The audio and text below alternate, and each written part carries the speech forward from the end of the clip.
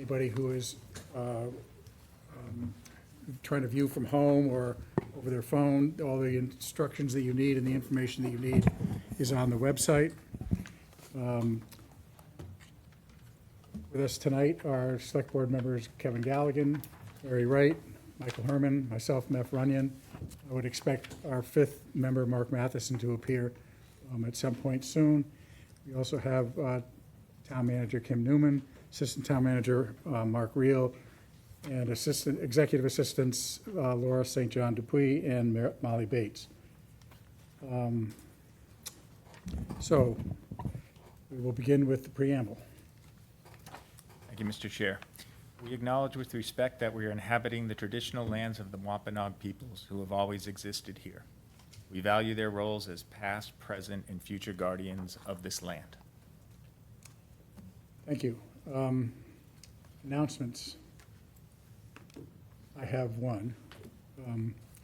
This is just for the upcoming election in November. There are open county positions from Orleans for the Barnstable County Assembly of Delegates and the Barnstable County Charter Commissioner. So election papers for the Assembly of Delegates must be pulled at the town clerk's office and returned by July 21st.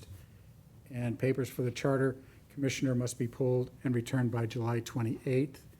Papers must have at least 20 signatures of registered Orleans voters. If you're interested in either seat, please reach out or stop by the town clerk's office here in Town Hall for more information. Public comment. Anybody in this room for public comment? Please come on up.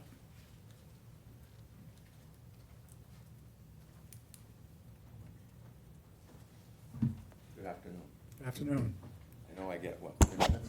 Well, 3 minutes, but identify yourself first. Ron Conti, Vietnam vet, firefighter from a big city, moved here in '93. My concern is affordable housing. I support affordable housing. I think we went a little too quick. I've been watching over behind the Penrose building. They're having lots of trouble over there, and I'm concerned about the vetting process because I see cars there all day. And I went to see the police chief, and he said, oh, well, maybe they're walking to work.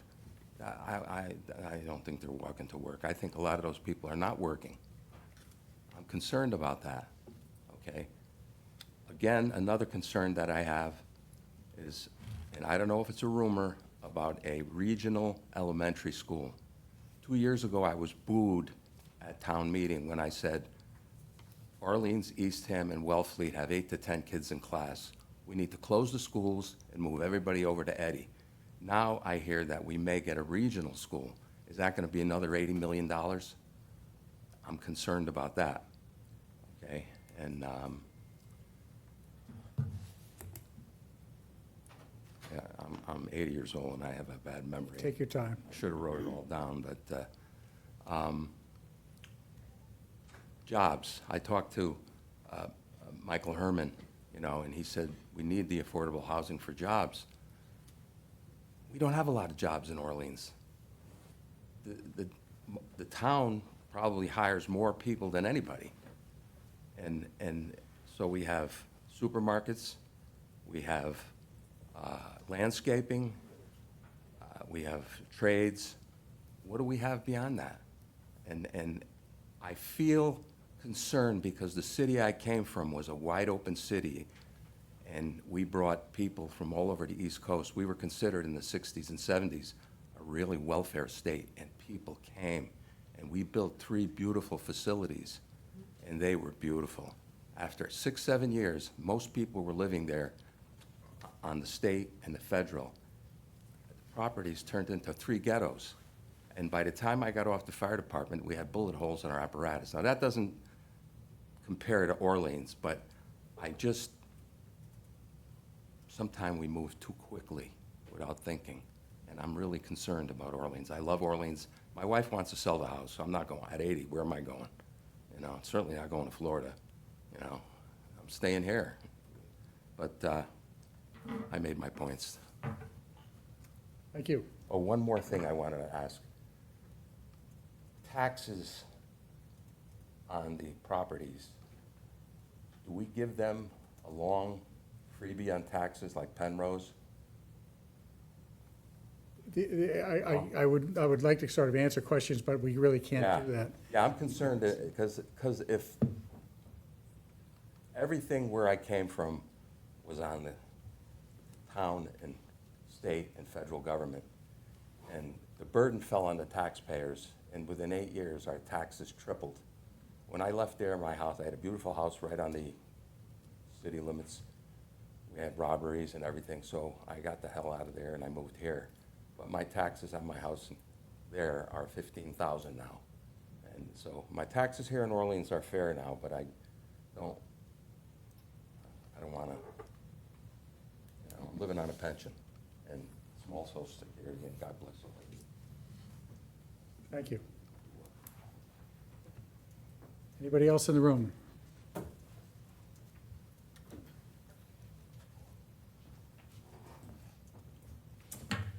Good afternoon. Afternoon. My name is Thaddeus Herrick. I'm a member of the Orleans Historical Commission. I know some of you. I live across the street at 136 Main. It was once the parsonage for the Universalist Meeting House. My family has been in Orleans for nearly 100 years. My parents were both active in conservation and clean water efforts, as are my wife and brother today. I commend the town, and I thank you all for our progress in protecting and preserving the natural environment. I am here to speak about the built environment, however, which I would say is in a state of crisis. Specifically, I'm talking about historic preservation, which the town maintains as critical to its character and identity and its cultural and economic future. Unfortunately, as I am learning, these are just words. Unlike more than half the towns in Massachusetts, Orleans has no meaningful historic preservation measures. Worse, owners can and do neglect their homes and buildings such that they can argue in favor of demolition. This is precisely what has happened and is happening on the Eastham side of Orleans Center along South Orleans Road. Last week, we saw the demolition of 20 South Orleans Road, an architecturally stunning home built in 1872 and home to the beloved Arbor and Binnacle restaurants. The same fate is likely for 16 South Orleans Road, which sits right next door, an 1861 Greek Revival building known as the Captain Joseph and Susan Higgins House, which once housed Cuffees. How can this be? When property owners seek to tear down buildings, the most our commission can do is to delay demolition for 12 months. We did so with both the South Orleans Road properties. For owners intent on demolishing their property, such a measure is laughable. And worse, they make mockery of it by intentionally neglecting their property, which was the case with both these buildings. It's ironic to me, then, that in the town's comprehensive plan, Orleans cites town character as among the town's chief assets, arguing that the town, quote, should honor its history and preserve important historic structures and landscapes. To be sure, this is an opportunity for the Historical Commission, and we can propose some solutions. Yet political will, public, private, nonprofit, is scarce. You all know better than me about the fate of the proposed Main Street Historic District. In terms of what's happening on South Orleans Road, I would ask whether there was any effort on the part of town government to negotiate some sort of alternative to the demolition of the former Arbor and Binnacle. Certainly, the owner, Del Mar Vacations, didn't feel the need to explain its actions to the town. The best they could do was offer a no comment to Ryan Bray of the Cape Cod Chronicle. Meanwhile, the owner of the former Cuffees wants us to make the false choice for attainable housing over historic properties. We can and should have both. In summary, historic landmarks provide a sense of community with ties to the past that incorporate our collective values. The people who built them did so not just for themselves, but for generations to follow. We are beneficiaries and custodians. But if that's too bleeding heart, think of it this way. Historic preservation is good for the economy. It boosts jobs, property values, tourism, and downtown revitalization. And it's better for the environment, saving thousands of tons of material from landfills. Orleans needs stronger measures to protect historic homes and buildings, and for our town leaders to support them unequivocally. Otherwise, this group should consider changes to the language in the comprehensive plan so that Orleans is not saying one thing and doing another. That is hypocrisy, and nobody wants that. Thank you. Thank you. Is there anybody else in this room for a public comment? Carolyn?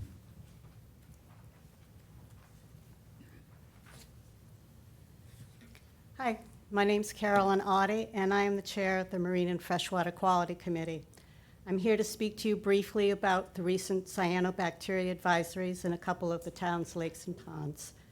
I heard some comments from the Select Board at the end of the July 1st meeting, and I wanted to provide some clarifying information. I've worked with the town staff, I've worked with the water quality consultant and the health department to better understand and communicate the recent occurrences. I offer some basic points. There were cyanobacteria advisories identified in Uncle Harvey's Pond, Baker's Pond, and Crystal Lake a few weeks ago. Public advisories were issued, the ponds were retested, and the advisories were lifted. The blooms were short-lived. You may remember this also happened in previous years. Just noting that Boland Pond advisory was issued last Friday. That one's still in effect. These were short-duration, shallow water blooms. Alum treatments address deep sediments and prevent phosphorus from rising into shallows when dissolved oxygen is depleted. Our freshwater ponds have not yet become anoxic. That's when the oxygen is depleted at the bottom yet. So the blooms were not caused by the parts of the pond treated with alum. As far as we can tell, the alum treatments of deep water sediments are still doing their job. The monitoring we have done since the alum treatments were conducted in 2021 at Uncle Harvey's and at 2024 in Pilgrim and Crystal have shown water quality improvements. We have documented increased clarity and dissolved oxygen, and monitoring has shown a positive impact on the so-called phosphorus budget for each pond. I also note that Crystal and Pilgrim alum treatments were done as interim actions to buy time while the town built sewers. Wastewater from their watersheds is the primary source of phosphorus in these ponds. Phase 3 sewer construction is scheduled for this fall and targets Pilgrim and Crystal Lakes. On a similar note, Uncle's Harvey Pond alum treatment was planned to address all the sediment sources, but the application area was restricted to accommodate public concerns. Sewers were installed in Uncle Harvey's watershed as part of Phase 2 of the town's sewering program, which is underway right now. Warmer water creates conditions that favor shallow blooms. If the hot temperatures we have experienced this summer continue, we're all going to have to pull together and work with our partners to ensure that the public receives fully confirmed insights about pond conditions. Finally, we've seen the changes to the public statements made by the health department when we had the bloom at Boland last week. I'm encouraged by these changes, and I think they will help the public understand better the differences specifically between advisory and a pond closure. Thank you. Thank you, Carolyn. Is there anyone else in this room?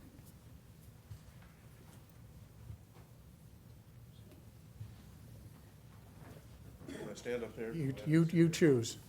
I'll stand. I think better stand. My name is Dan Holbrook. I am from Orleans. I get to live here in the summer because I'm a lucky person.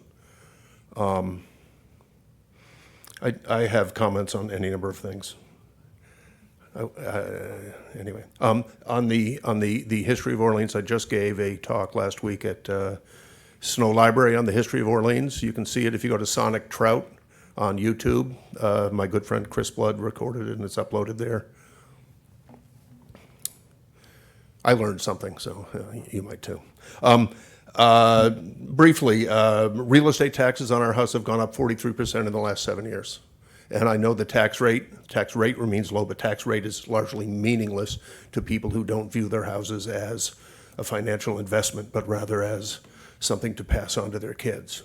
Given that, and the fact that that we rent the house out 9 months out of the year at well below market rates to a guy who takes care of seniors, I would hate to see additional tax burden shifted over to non-resident taxpayers. I think that's profoundly unfair. Profoundly unfair.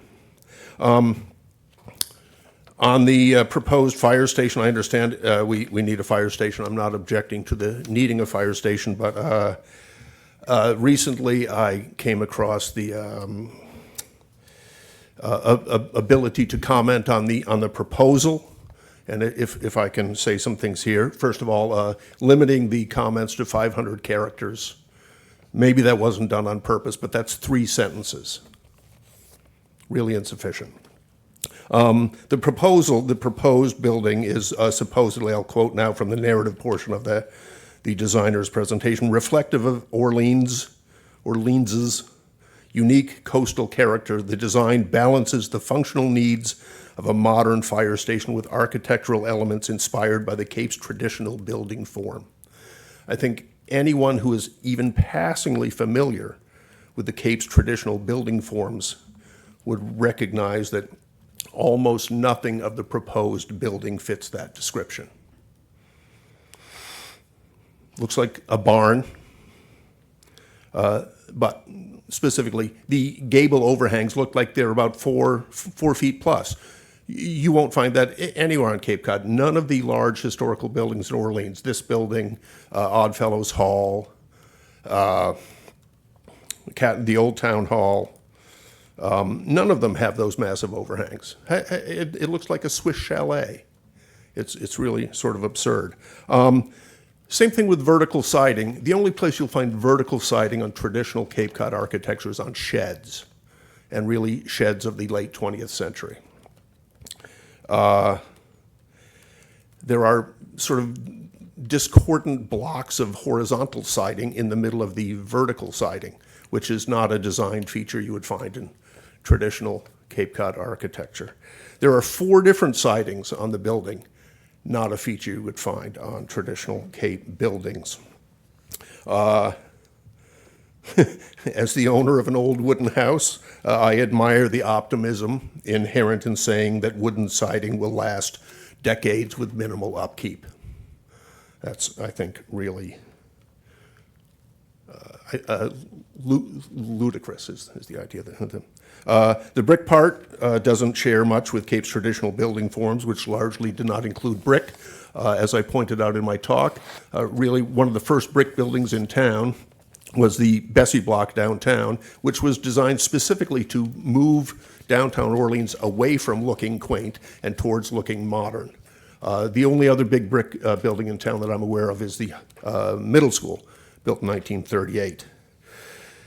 So how brick fits into traditional Cape building forms, I simply don't know.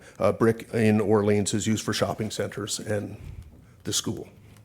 The pergola-like shade structures along the sides of the wood-sided structure, which sort of look like porch roofs, except for they're not porch roofs. They are flat, and I don't think pergolas per se have any significant role in Cape architecture, and nor do flat porch roofs. So it's a bizarre architectural element.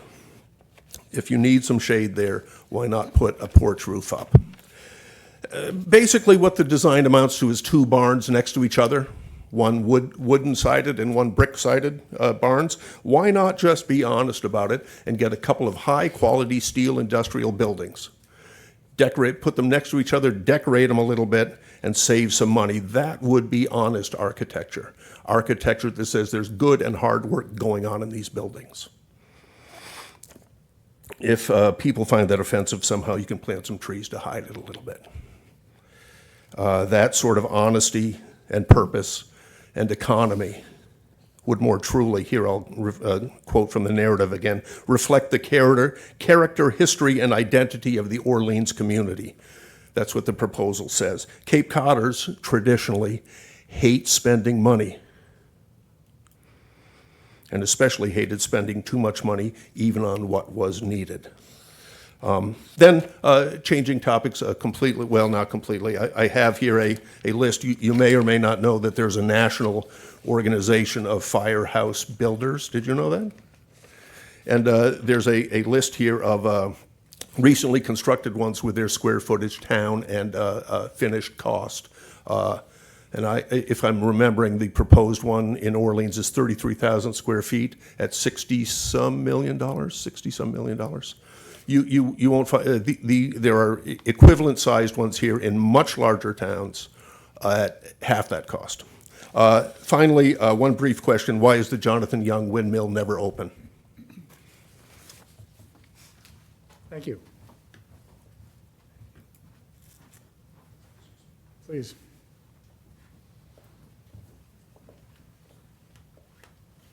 Good afternoon. Hi, I'm Chris Emerson, 20 Hayward Lane. I hadn't planned on speaking, actually, but I came because of the summer informational meeting, and now I see how the agenda works, and I thought, well, I might not get an opportunity to ask questions or comment. So I'll just give you one wide-ranging comment. I've been sort of following the idea of a summer meeting for quite a while.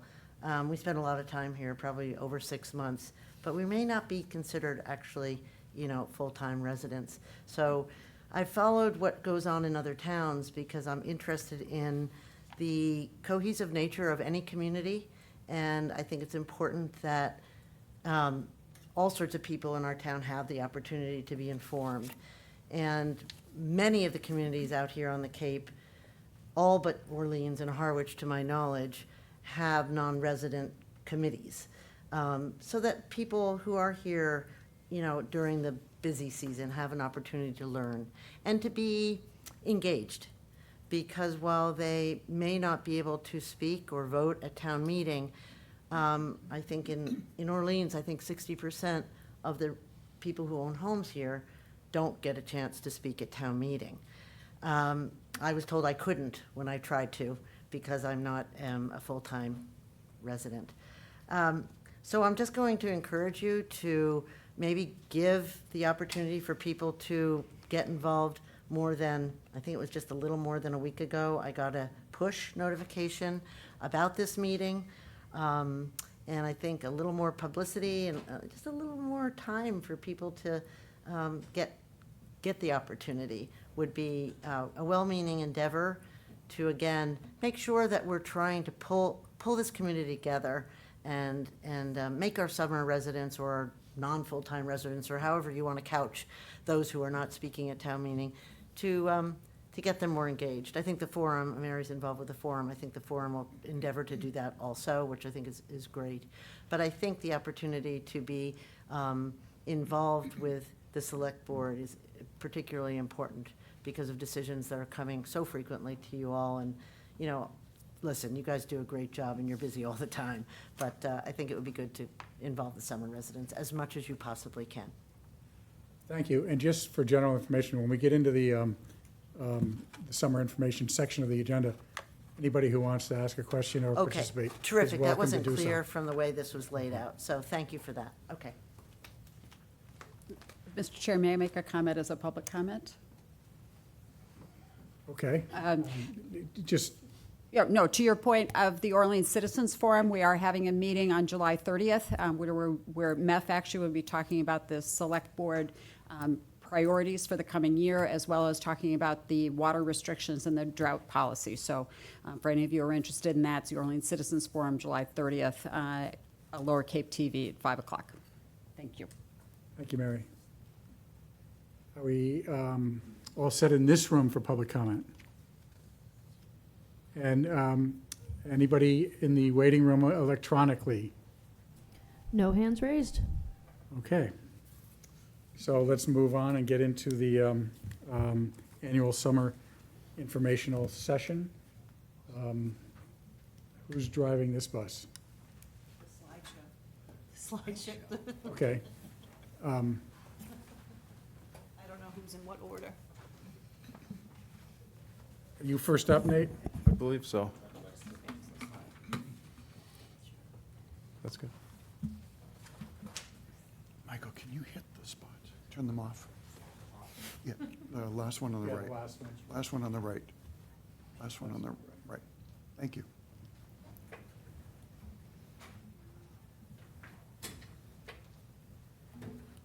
Evening, folks. I appreciate you putting me first on the agenda here, as I have another engagement I need to get to, so appreciate that. I'm gonna, even though we have the slide in front of you, I will walk you through and read. Nate Sears, my name's Nate Sears, Deputy Director of Natural Resources. The Natural Resources Department is responsible for the oversight of virtually all activities around the town's shoreline and waterways. Our work includes such activities as management of Rock Harbor Marina, issuance of commercial shellfish licenses, natural resource management and planning, private aquaculture management, maintenance of town landings, shellfish propagation, management of navigation aids, issuance of mooring permits, management of water safety programs, including the lifeguards at the beaches, collection of parking and OSB fees, enforcement of beach regulations, and shorebird monitoring program. Some of the things that are new or coming up this year, we just recently finished, or we have substantial completion at the Rock Harbor Wharf Improvement Project. I think the town should be really proud that once again we have a thriving, working waterfront that is safe and resilient for future conditions. I'm really proud of that project. If you haven't been down to Rock Harbor, please come down and visit. There's a section that's set aside for the public to watch the fishing boats come and go as they unload their catch.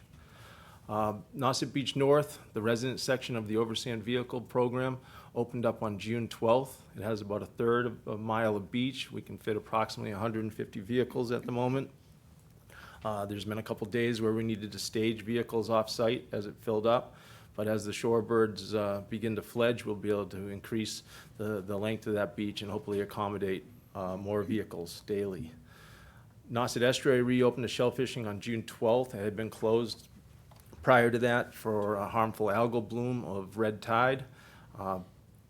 If you haven't already gotten your recreational shellfish permit, I encourage you to do so. We have a thriving quahog fishery in Town Cove. Just last week, the Shellfish Department put out an additional 600,000 quahogs, so there's plenty of quahogs out there at the moment. What's coming up? If you haven't been down to a concert at Nauset Beach on a Monday night, it's a fabulous time. We got these great bands, 6:30 to 8:30. They're free, and they just started the first one on July 6th, and those will run through August 31st. And the most exciting news I probably have, and it really hasn't been released to the public yet because it's forecasted information, and every day we have a little more definitive idea of when it's going to happen, but based on hatch dates and present conditions with the shorebirds out on the beach, we're thinking around July 20th that we'll be able to get the Nauset Beach South open to oversand vehicles. That will be with the HCP, which is the Habitat Conservation Permit, which allows flexibilities in the guidelines with the Fish and Wildlife Service. The HCP requires that every vehicle have a person over the age of 16 to walk in front of their vehicle to pass unfledged broods of piping plovers.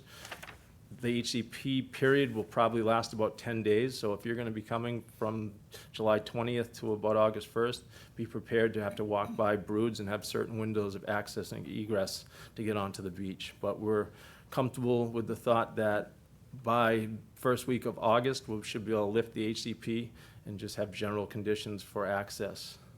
Of course, we will have to plan with the town of Chatham in terms of when they will be opening up their section.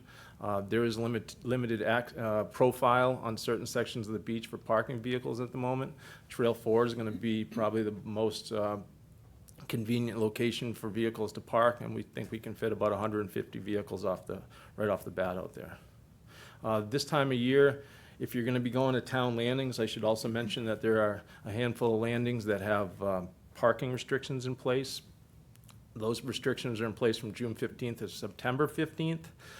If you want to get familiar with which landings require parking permits, the parking permit that's required is the resident beach parking permit that you can purchase at the sticker office over at the DPW building from 9 to 1. If you look up parking regulations on the town website, there'll be a map and regulations that go with each landing. And I'm happy to take questions from anybody that is interested in anything natural resource related. I have one. Please. Just, could you talk a little bit about the herring run and what went on there this year and what the Yeah. future holds for it? Yeah. We're at 30% design right now, which is kind of the threshold that where you begin permitting, right? And that steers the path for, the. You might start a little bit further at the beginning about. Oh, yeah, the sure. final. Sorry, man. It's got to have been 3 years ago that we were awarded $1 million grant from the Natural Resource Conservation, a federal grant to revitalize our herring run and kind of look at what needs to be done, look at what we need to do to have rationing of the water from Pilgrim Lake and the Lonnie's Pond. What's happening is we're starting to see lower levels of water in Pilgrim Lake, but also the silting in of the run. That run was engineered in the 1920s. It's done us well to date, and surprisingly enough, as we investigate what our needs are to repair the run, it's going to be very similar engineering that they used in the 1920s. So they kind of nailed it back then. We want to make sure that we're not, we want to be as natural as possible. It's a complicated project because of the access over private property in order to get into the run, as the town property is pretty much the limits of the run itself. So there's definitely limitations with means and methods for what we can do in there to accomplish our goal. We've been meeting with the engineers frequently, monthly, and looking at alternatives. We're pretty much at the point where we're going to be reviewing it with the Division of Marine Fisheries next week. Once we get their rubber stamp on, our preferred alternative, we'll be bringing it forward to CONSCOM and start that permit process with the hope that we could have construction as early as winter '27. How was the count this year? Terrible. Yeah, and there's no rhyme or reason. Talking with Brad Chase, the diadromous fish expert at DMF, even though last year was, we had such low water in Pilgrim Lake that we struggled, and we also lost Scott Johnson, our longtime herring warden. We struggled with water level. We just did not have the water to get the fish in last year. This year, we had the water. We were in a great situation. We were comfortable with the fact that it was easy for the fish to pass. We only had small pockets of fish, 100 here, 100 there. But even if we had a terrible year last year with water levels, we wouldn't see the repercussions of that for like another 5 to 7 years, right? As these fish become adults and return, based on what Brad was telling me. So we don't have any rhyme or reason why we didn't have a great run. Whether these fish just happen to go and up another tributary or another terminal pond and found their way into Brewster or wherever they ended up, hard to say. But tremendous year for glass eels. Really? Yeah. Anybody, Michael? Just a comment, I might have scared the eel, the herring off this year. I do the herring count, and I wasn't unfortunately able to see any this year. But again, that's a small period of time. I do it on a Wednesday, so there's the rest of the week, but it was very, very sparse this year, unfortunately. Mr. Chair, I'm not seeing any questions from the crowd because they probably all love Nate like we do. But I just want to say for the crowd and anyone listening, but that bullet under what's new, Rock Harbor Wharf Improvement, Nate put a lot of effort into that. Working with Verizon, working with Eversource, getting poles set, engineering work, adjusting with contractor activities, and so. Bad weather. Bad weather. We had a certain blizzard for those that might not have been here with 4.5 days of power outage. But again, enjoy it, as Nate said. And it's not Nate. We have an incredible team We here. do. If I can add to that, been fortunate enough to spend a lot of time so far this summer on making sure I get out to the beach. So thank you for opening up the North Beach. That is not just for residents, it's also open to any property owners in town. And the way your kids, and they're not kids, but the young people that you hire, the seasonal people, as we know, it's a big challenge getting seasonal employees. They're extremely professional. The way they run it, and I've had to even go back to the parking lot and wait, and then come back, and the way they orchestrate it even at your toll booths there. The kids you train and hire, or the young people you train and hire, and I see Rich here too, it's a great staff. So thank you. Appreciate it. By the time we get them all hired, the season's Yeah. usually over, so. Anybody in the audience want to ask or comment? You need, There we go. Nice.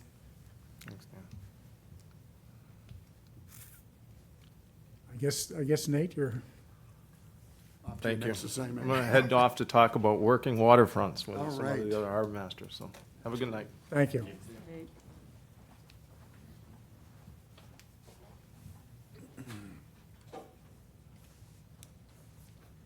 Who has this one? Rick. It's online. Oh, okay.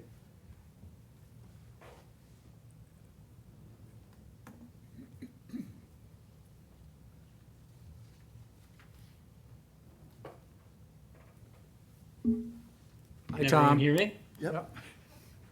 Awesome. Thank you guys so much for letting me do this remotely. I wish I could be there, but luckily I printed this out because I don't get to see the mirror the same way. Tom, just for the audience, this is Tom DeServo, who is our, I'm going to have the title wrong. Let me say it because Tom always gets mad. He's the Director of Recreation, Culture, and Community Right. Affairs. So, Vince. We'll get it right one of these days. I know. But so what we do is the Orleans Recreation, Culture, and Community Events Department fosters a healthy, vibrant community by offering diverse and affordable programs and events that promote physical activity, community engagement, and lifelong well-being for residents of all ages. And one thing I wanted to highlight is from 2024 to 2025, we increased program participation from 2,230 to 2,953. And we had 45 programs in 2024. And this year, or this past year in 2025, we have 80 programs.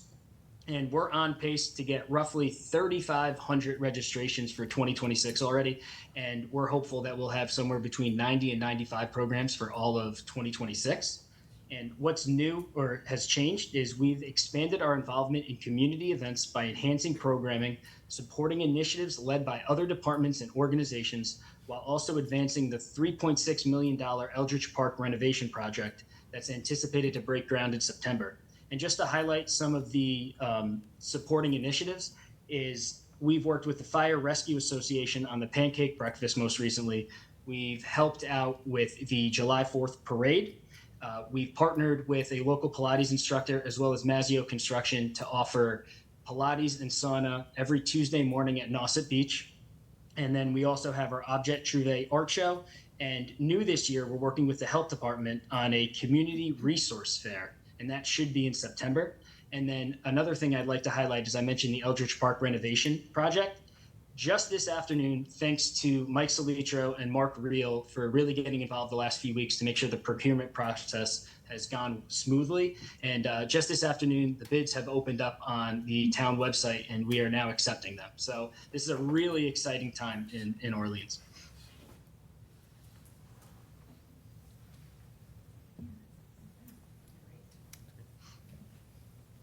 and I'll just lead this off by just, for people who haven't been following the history of recreation in Orleans, Tom has brought in the age of enlightenment to recreation for Orleans. So it's been a really remarkable development. Somebody, No. okay. I was just trying to shut off my phone. Would you like, if you'd like to ask, Go up there. Yeah, you have, Oh, you actually if do. people can't hear you if you don't. So I know Tom a little bit. Tom, you might know my name. I'm Chris Emerson, and I'm a pickleballer, and I've worked, in support of the efforts at Eldridge broadly. but of course selfishly pickleball. So glad to hear the bids are open. Did see that break ground in September. Is that realistic at this stage? Yes, yes, it Okay. is. So we're very hopeful that the week after Labor Day weekend, we're going to be able to break. Okay, and you think that we'll be up and running in time for spring for the courts? Realistically, May. Realistically, what? Sorry? May. In May. May, May. okay, okay, good. That sounds like good news. Thank you.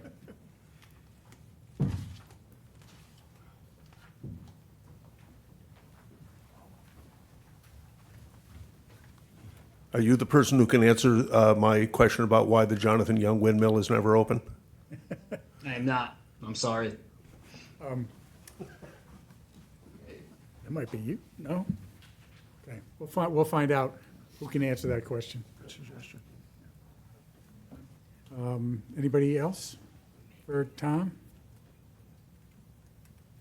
Matter of fact, I can add and maybe give people a little time to think of other questions, but, you know, as Tom pointed out in his title, or Kim did, I mean, it's broad, not only just rec, but culture and community events. And a lot of behind-the-scenes things were happening, particularly on the website.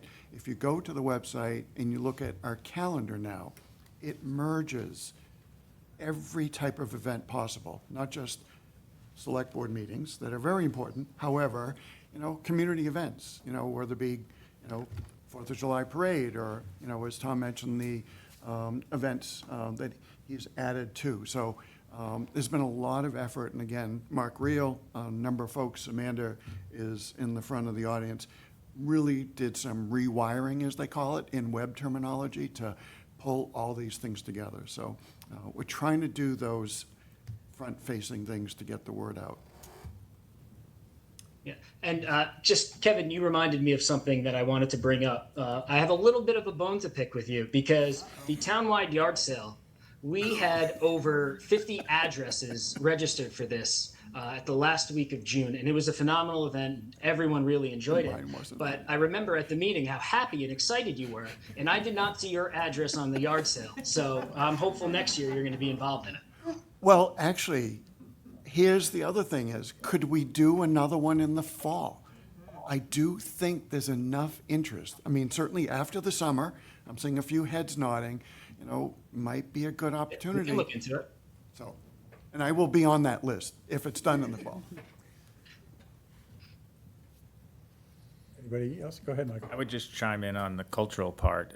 Tom, you didn't mention, but Tom and his team were very helpful, where we just dedicated an indigenous marker in our Veterans Park and had the Wampanoag singers and dancers at our farmers market. So to add to your cultural part, we appreciate it, and thank you for all your support.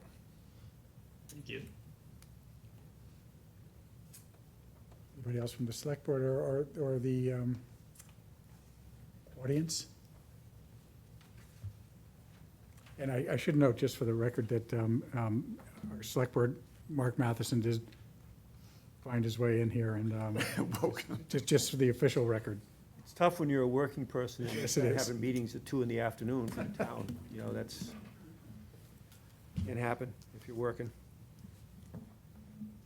I guess, is that it for Tom? Thank you, Tom. And if I could just add one last final thing is, I know Nate mentioned it, and I'm sure it's a prevailing theme with all the department heads in town, but I have a phenomenal team, whether that's seasonal people or my full-time people, and we can't do what we do if it wasn't for them. So I think everybody would agree that we have a phenomenal team here in Orleans. So Absolutely. thank you all, and I appreciate it. Thanks, Tom. Good night. And that brings us to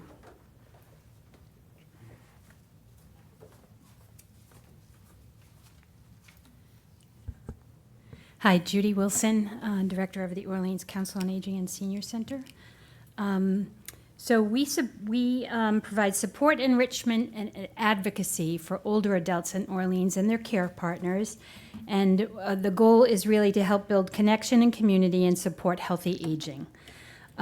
We offer a lot of different programs and activities, which include our Rock Harbor Respite Supportive Daycare Program, which is a regional program, and we have intermunicipal agreements in place to make that truly regional. We have a transportation program. We offer lunch services. We have fitness classes 5 days a week, and we offer an assortment of recreation, education, and cultural programs. And perhaps one of the most important is our outreach services, where we work out in the community with some of our more vulnerable older adults. In 2025, we served 1,260 individual Orleans residents through our activities at the senior center. And then one of the big things that happened this last year is we received a grant. We worked with the Friends of Orleans Senior Center and received a $20,000 grant to implement a caregiver support initiative. We began offering free respite services on a monthly basis, and we expanded our caregiver support. Through a monthly program, we provide food cards and are contacting caregivers on a regular basis. This year, we also turned over $210,000 to the town's general fund, which are revenues we collected through our supportive daycare program. All of the other money that we collect stays because we don't get town funds to support the other programs, so we use fees and monies that we get to support our programming initiatives. This next year, we are looking to update our communications and expand transportation services. We're hoping to get going with social media. We would like to use social media to do some education around aging issues, not just promote our programs. And the COA board, one of their goals for the coming year, and I believe this is correlates with the comprehensive plan, is the process of conducting a community needs assessment for older adults and initiating a strategic planning process for the COA. And they would love input from the public on that process. Just a couple of highlights from the last year. Our Tuesday evenings, we have now been open for a full year of Tuesday evenings. The programs that we offer on Tuesday evenings, we did that to make sure that we are reaching the 60 really to 68-year-olds who work during the day, to Mark Matheson's point. So we offer fitness classes and other programs. We make sure that we offer Shine services to provide the turning 65 Medicare consultations for people who are working. And we do that on Tuesday evenings. And so that's been a really positive change this last year. We're struggling a little bit with filling some of our part-time and lower-paying positions. And the other difficulty we have is that we have wait lists for most of our programs. I would say 80 to 85% of our programs are fully enrolled, and we have wait lists for all of those programs. I like to tell the board I think those are good problems to have, but nonetheless, they do create some hard feelings when people can't get into the programs that they want. We are looking at implementing an online registration program. The board has asked us to consider doing it by lottery. We currently now open enrollment at certain times and certain dates to try and make it a fair and equitable process so that everybody has an opportunity to get into something that they want to do at the senior center. And we also have really tried to prioritize digital equity because so many of the people that we serve don't use computers and online platforms. So we're trying to figure out a system that will really adhere to that, the integrity of maintaining digital equity for those we serve.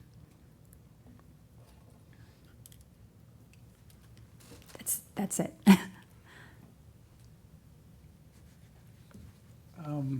Anybody have anything to say or ask? From the audience? Okay, thank you. Thank you, Judy. If I would just say, having a mom who's enjoyed so many services, the one highlight of her week was always going to the knitters group. Monday afternoon, if anybody out there is a knitter, it's a great little group.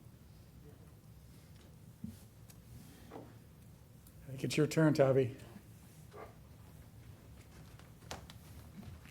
Thank you very much, everyone. It's wonderful to be here.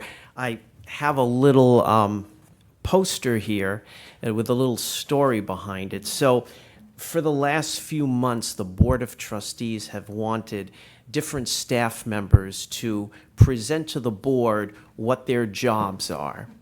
And the last month we had Jenny Fulcher, and she wanted to go along with the theme we've had tonight, highlight the staff.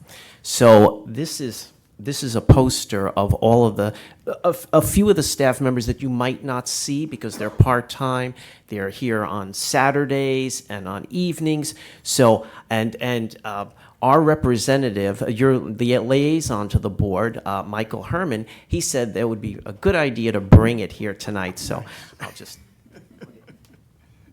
Yeah, Mr. Chair, if I can, it's been a great experience and a learning experience by having each of the staff present what they do and the amount of, I think Tavi will talk about it tonight, just a past rainy day, how many people you had as visitors. Yes, yes.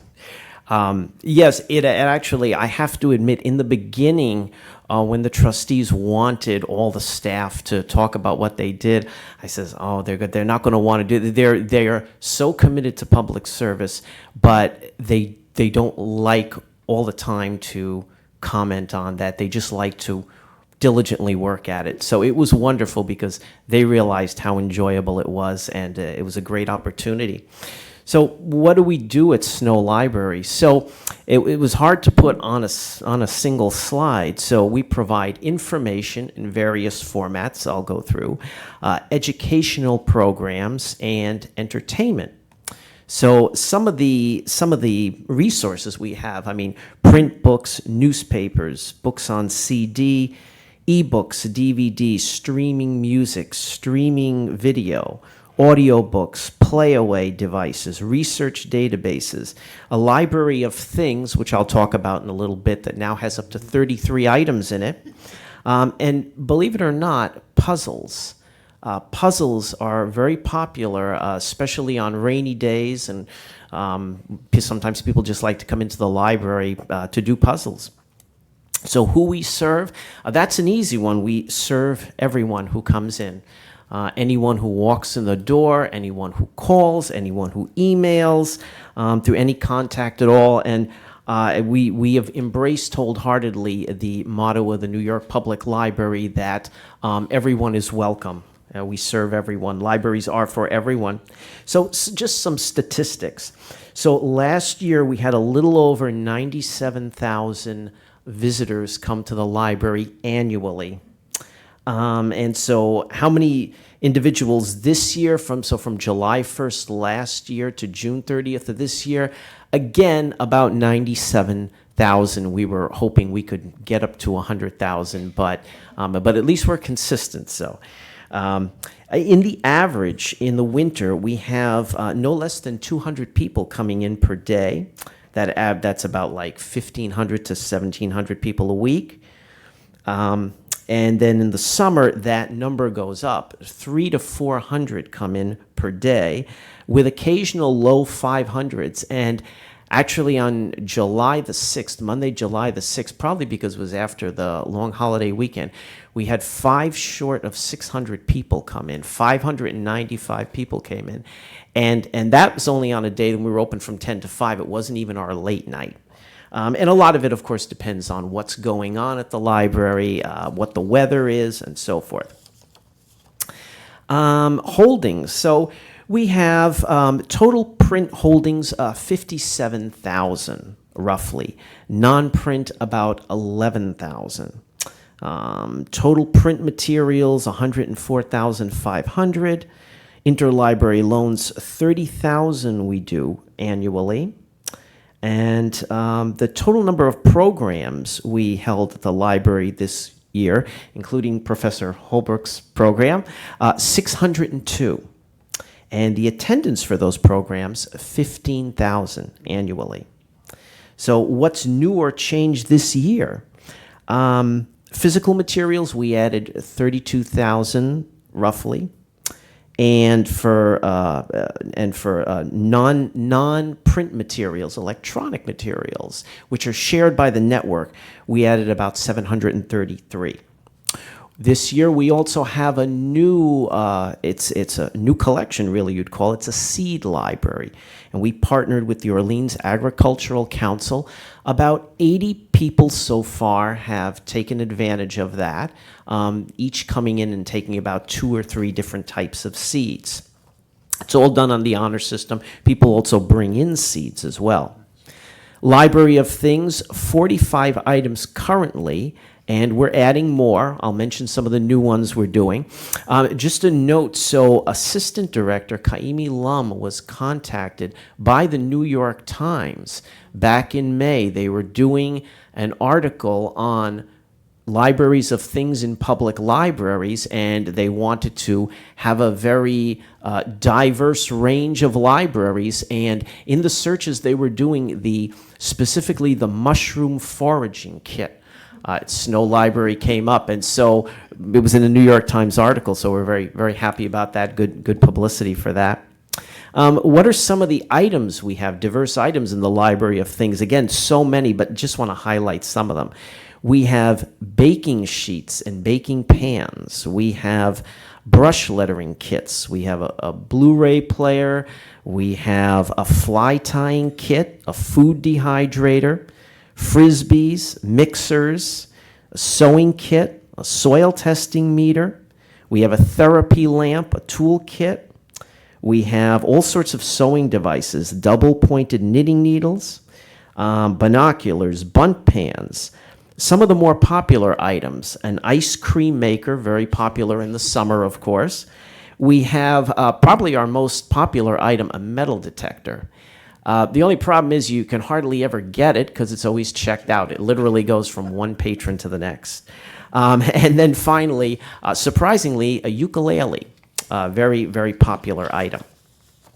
So what did we add this year? Well, the knitting needles were new this year, the kite, the ice cream maker, and the children's toy knitting loom.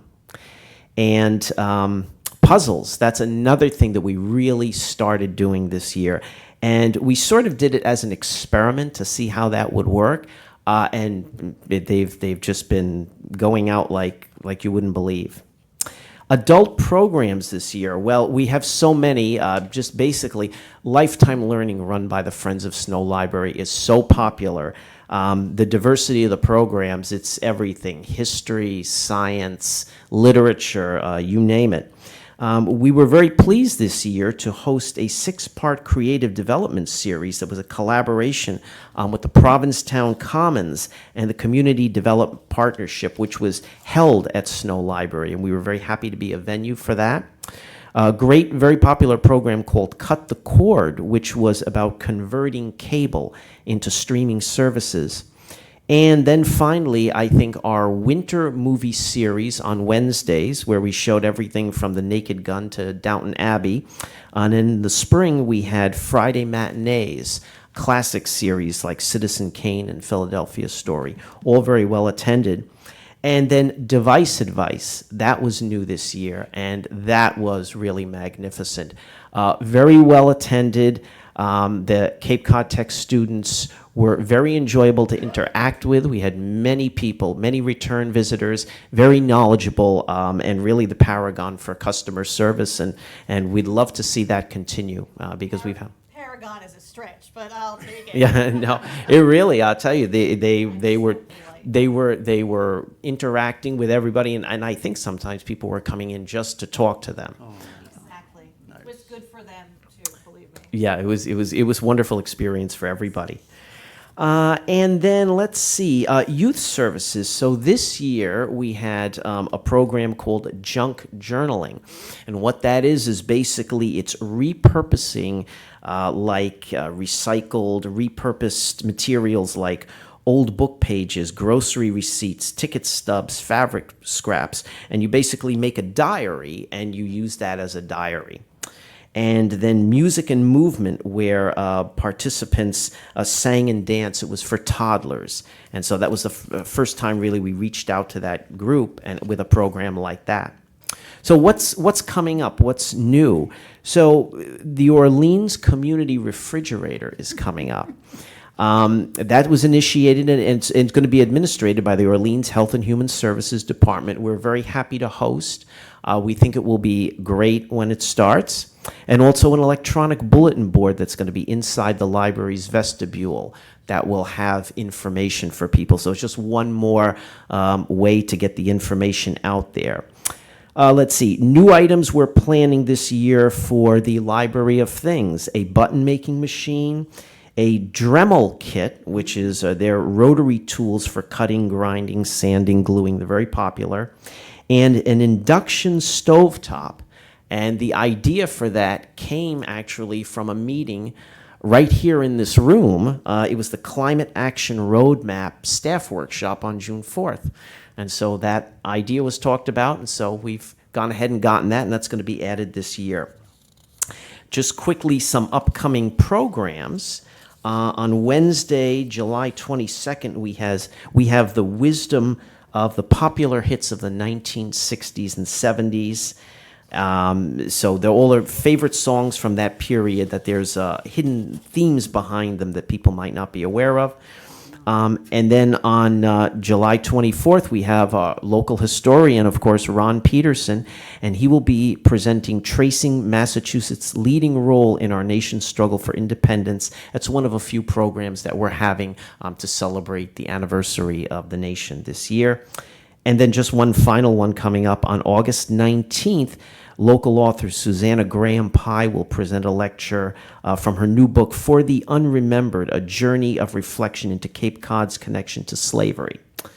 And youth services, this is exciting too. So at the middle school, they have a Dungeons and Dragons program, and they were looking to continue that during the summer when school is not in session.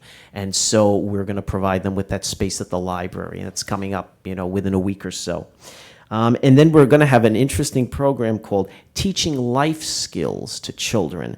They probably refer to it as adulting skills, non-digital skills, lost art. So teaching children how to tell time using an analog clock, sewing a button, and reading script or cursive writing rather than just block printing.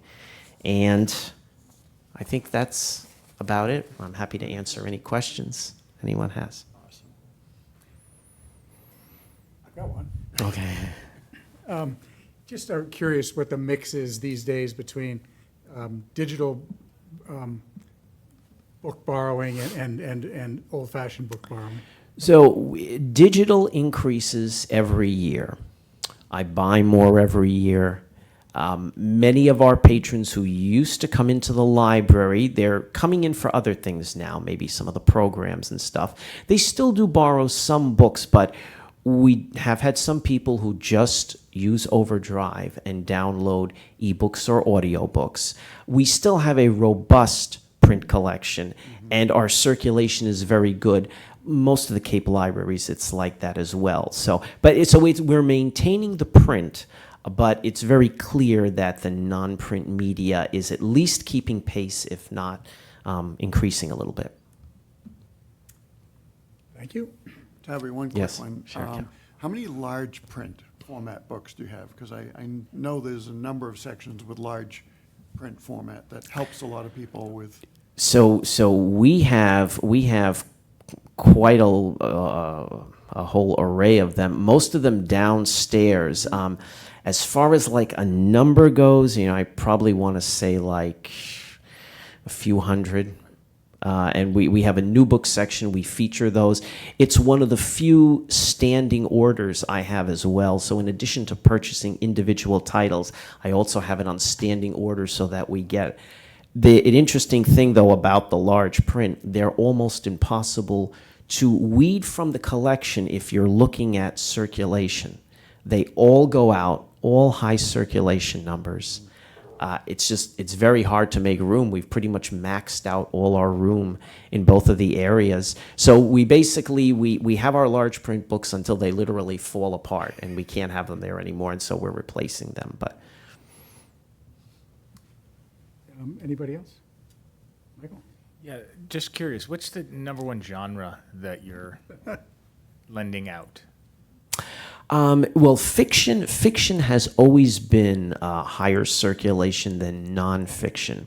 In nonfiction, I would say it's probably between history in general, in a broad sense, and biography. And so the library can run reports on what our circulation numbers are, and I tend to buy more in that area. I try to buy in all the areas, art, literature, music, and so sports, but I also favor certain areas where our circulation is higher. So I would say history and biography of the nonfiction, but fiction is still, that's our number one highest circulation, fiction and mystery. And if I can just follow up that, what would you say your number one resource, now that you're evolving, which is, I think is phenomenal, and you're diversifying into all these different, whether it's programming, whether it's the Library of Things, what is your biggest used resource, would you say? I would say, I mean, we want to still, and I'm speaking for the staff because I talk to them all the time about this, definitely providing print and non-print materials and newspapers and magazines. We have dedicated users who come in for the magazines and newspapers. But I would say the area where we're increasing the most is programming. That's where we're doing. I mean, we have a part-time staff member who does programming. The friends do all the programming. And programming, more diverse programming, a different variety of programming, that seems to be where we're finding our greatest change. Oh, also, too, I should mention, the library has the Marion Crane Gallery Committee, and so every month there's a new art exhibit. People do enjoy that. They come in all the time for that. And our front display case, right now we have some wonderful jewelry being displayed in there from an artist, and she makes her own jewelry. So that's wonderful too, and that's a draw. But I would say probably programming which kinds to lead more towards the community center type of ideal, while still trying to maintain the traditional library. Mr. Chair, if I could- You give Kevin a chance. Just to follow on the community sense, for those that might have been here during the blizzard of that miserable week, for those that could get out and were without interconnection at certain homes, they found just parking in the library got them their Yes. hotspot. So you provide more than you realize. A lot of people park in the parking lot and use the wireless. Many times if you drive past the library when we're not open and you see all these cars there, it's because they're using the wireless, which is 24/7, and we're happy to provide that service. Michael, did you have something else? No, I was just saying it was impressive. The reason I asked, it was impressive. There are 15,000 users you said had come to the programming, so over 1,000 a month are on average. Fantastic. And again, is there it's a the- particular programming they're liking, or is it just So diverse? many of them. I mean, again, history, current politics, that generates a lot. Some of the science programs generate a lot. Anything with Cape Cod, Professor Holbrook's program, and anything Orleans-related, Cape Cod-related, people do enjoy that. But it's a variety. I mean, the literature, the art as well. Yeah, I popped into Mr. Holbrook's presentation. It was excellent. I heard great comments. I hope you're coming back. Next summer. Okay. As long as the windmill's open. I just wanted to ask too, and this is really more for your information to give out to people. At the beginning of the meeting, we had Thaddeus Herrick talking about the historical nature and character of the physical Orleans. Right. And you're the keeper of some amazing history collections that I'm not sure get accessed as much as they should be. But could you just talk about that? Because you can also get to it online, right? Sure. The H.K. Cummings photograph collection. They are photographs of early Orleans. They have by subject, so there are houses, homes. There's landscape scenes. There's shipwrecks, and some are outside of Orleans as well. H.K. Cummings used to go around with a camera when cameras were new. and take pictures of everything. And at the time, I think people thought he was taking too many pictures. Why would anybody be interested? But now they're really a time capsule. You see Orleans when it had all dirt roads and some of the buildings. It's really wonderful. And people, too. I mean, so many people like the images of the people in the photos wearing, of course, the period clothes and stuff and seeing that. So that's great as well. Some of it is online. We're in the process of getting it all digitized. That's a process. It's an ongoing process, and we still haven't done it yet. But that would be wonderful if that happens, because then it would be viewable by everyone. There's also the less-known historical photographer, Snow, right? And don't you have a collection of his as well? H.K. Cummings, the only thing we have of Snow is we have some of the genealogy books of Snow. Okay. And also, I mean, anything we have in our vertical file, mostly in paper form. I mean, not very many photographs, but it's H.K. Cummings really. That's the big collection. Also, I should mention as well the Cape Codder newspaper, going all the way back to 1946. We have that digitized, but we also have the microfilm. The reason I still do that is because I'm just nervous, because we're the only place that has all of the Cape Codder newspaper. And we get a lot of people coming in sometimes who want to see the newspaper back in the 50s and so forth, or read the articles. And so that's all available. I guess that's it. Thank you, Tabby. Thank you very much.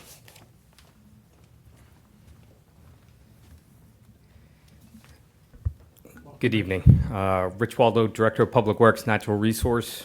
My topic is not as exciting as my colleagues, but certainly critical to the town of Orleans. I'll be covering wastewater, particularly from the perspective of the Public Works Department. It is a division within Public Works, one of 8 divisions that we have. In terms of what we do, the sewer department oversees the daily operation of treatment and the collection system. We also have a big part in supporting the phased expansion. So both the planning, the construction, the funding resources, kind of nail that down, the permitting. We're very instrumental in a lot of that work. We serve residential customers, businesses. I included industries in there, although that term's a little loose. There are some operations that we have in town that would be considered an industry. And we also serve municipal facilities. We provide them with reliable wastewater collection as well as treatment.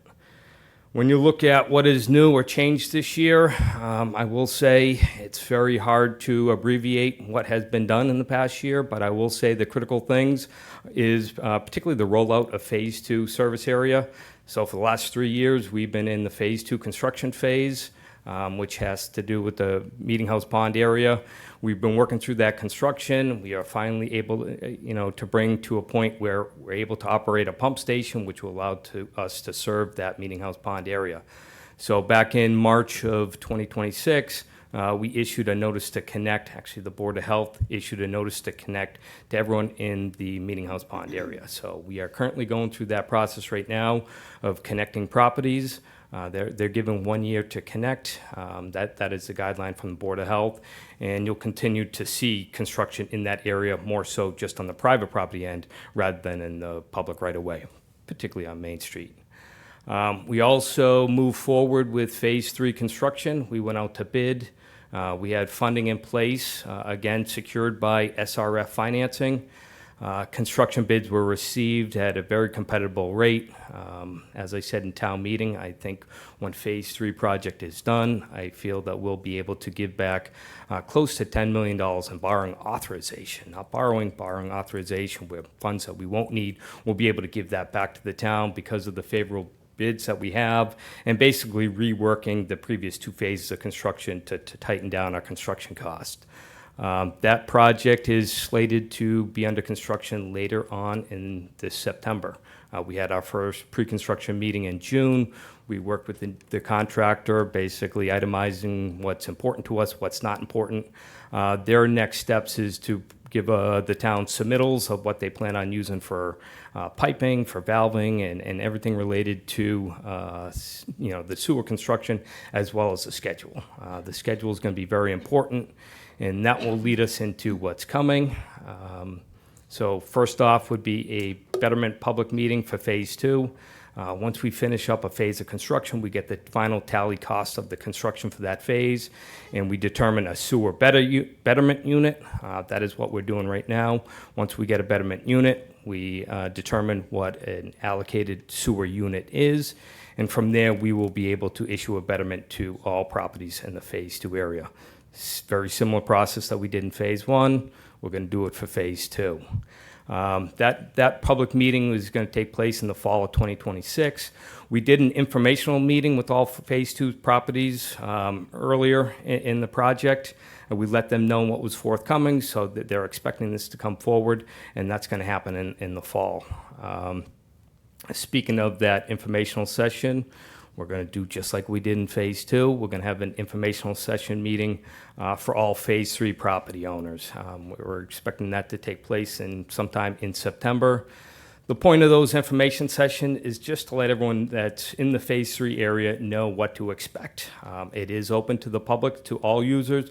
It's really, guided for Phase 3 property owners, but anyone else interested can attend and urge you to attend, particularly as Phase 3 does involve construction on Route 28.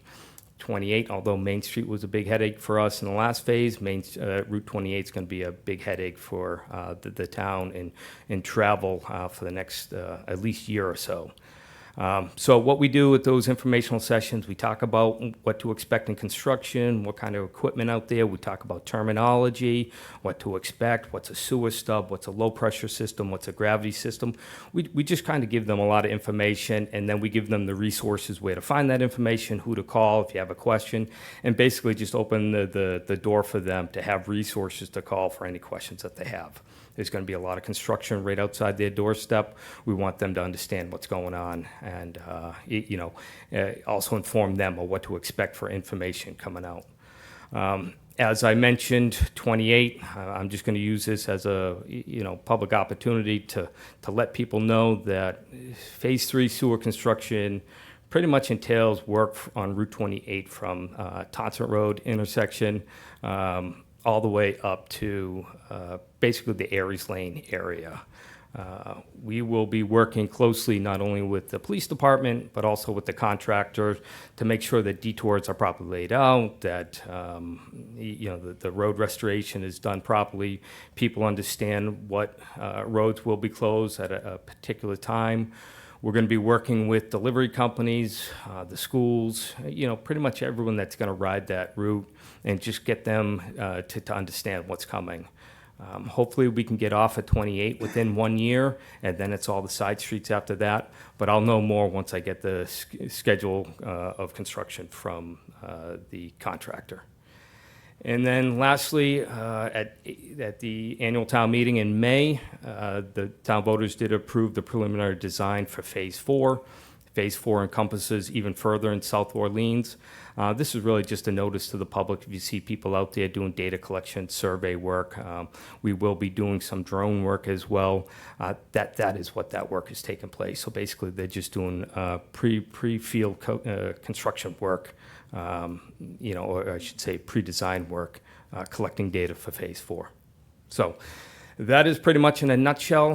We can go any which way on directions of questions, but I'm here to answer any you got. It'd be best if you could talk into the microphone. Just Mark Kahn, Poacher Road. Of the original published phases, what do you think you're going to be at for the next 5 to 7 years? I think there was original 11 or 13. There's 16 phases in total that are, that have been proposed, part of the amended comprehensive wastewater management plan. We continue with the support of the Wastewater Management Advisory Committee, is looking at ways we can reduce. At the end, reduce the phases. And I say that because we are sewering to meet our requirements of the Pleasant Bay watershed. We have to reduce nitrogen so much. There are other ways that we can get credit for nitrogen reduction. We're looking at stormwater activities that we're doing. You know, we sweep the street all the time, we clean out the catch basins. We're trying to get reductions for that. We're looking at marsh attenuation as a potential reduction. So although the plan is 16 phases, that comprehensive plan is amendable, where we can reduce it to 14 if we find that we only need 14, or 12, or add more if we need to. So as of right now, it's 16 phases. What we have committed to date is at least through preliminary design of phase 4. So you eventually get through the 14 or 16, is that the plan? That's the plan right now, yes. And Rich, how many people in this room will still be alive when you get to phase 16? I know I won't be working here. I know that. I think, you know, during the fire station discussion, sewer in that area is phase 14, which was 2065. So 2 more phases after that. Be a long time.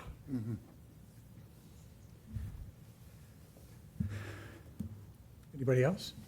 Well, you know, I got to chime in. If you can do anything to reduce fertilizer, which helps significantly as the second biggest contributor, you know, voluntarily reduce it, it would be a huge help down the road on different phases when we have to recalibrate and retest. So anybody who's willing to do it in the town, follow our bylaws, but also voluntarily do whatever they can. Nitrogen from the fertilizer and phosphorus are the 2 biggest components other than wastewater. And if I could just tag on to that, one of the things that I think people notice is as the town adopts water restrictions and fertilizer bylaws and pesticide bylaws, the appearance of what used to be really green manicured areas of town change and are different. And I think that's something that people are just going to have to start adjusting to. Cape Cod lawn. Exactly. Cape Cod lawn. That's it for me. Question, I think. Yes.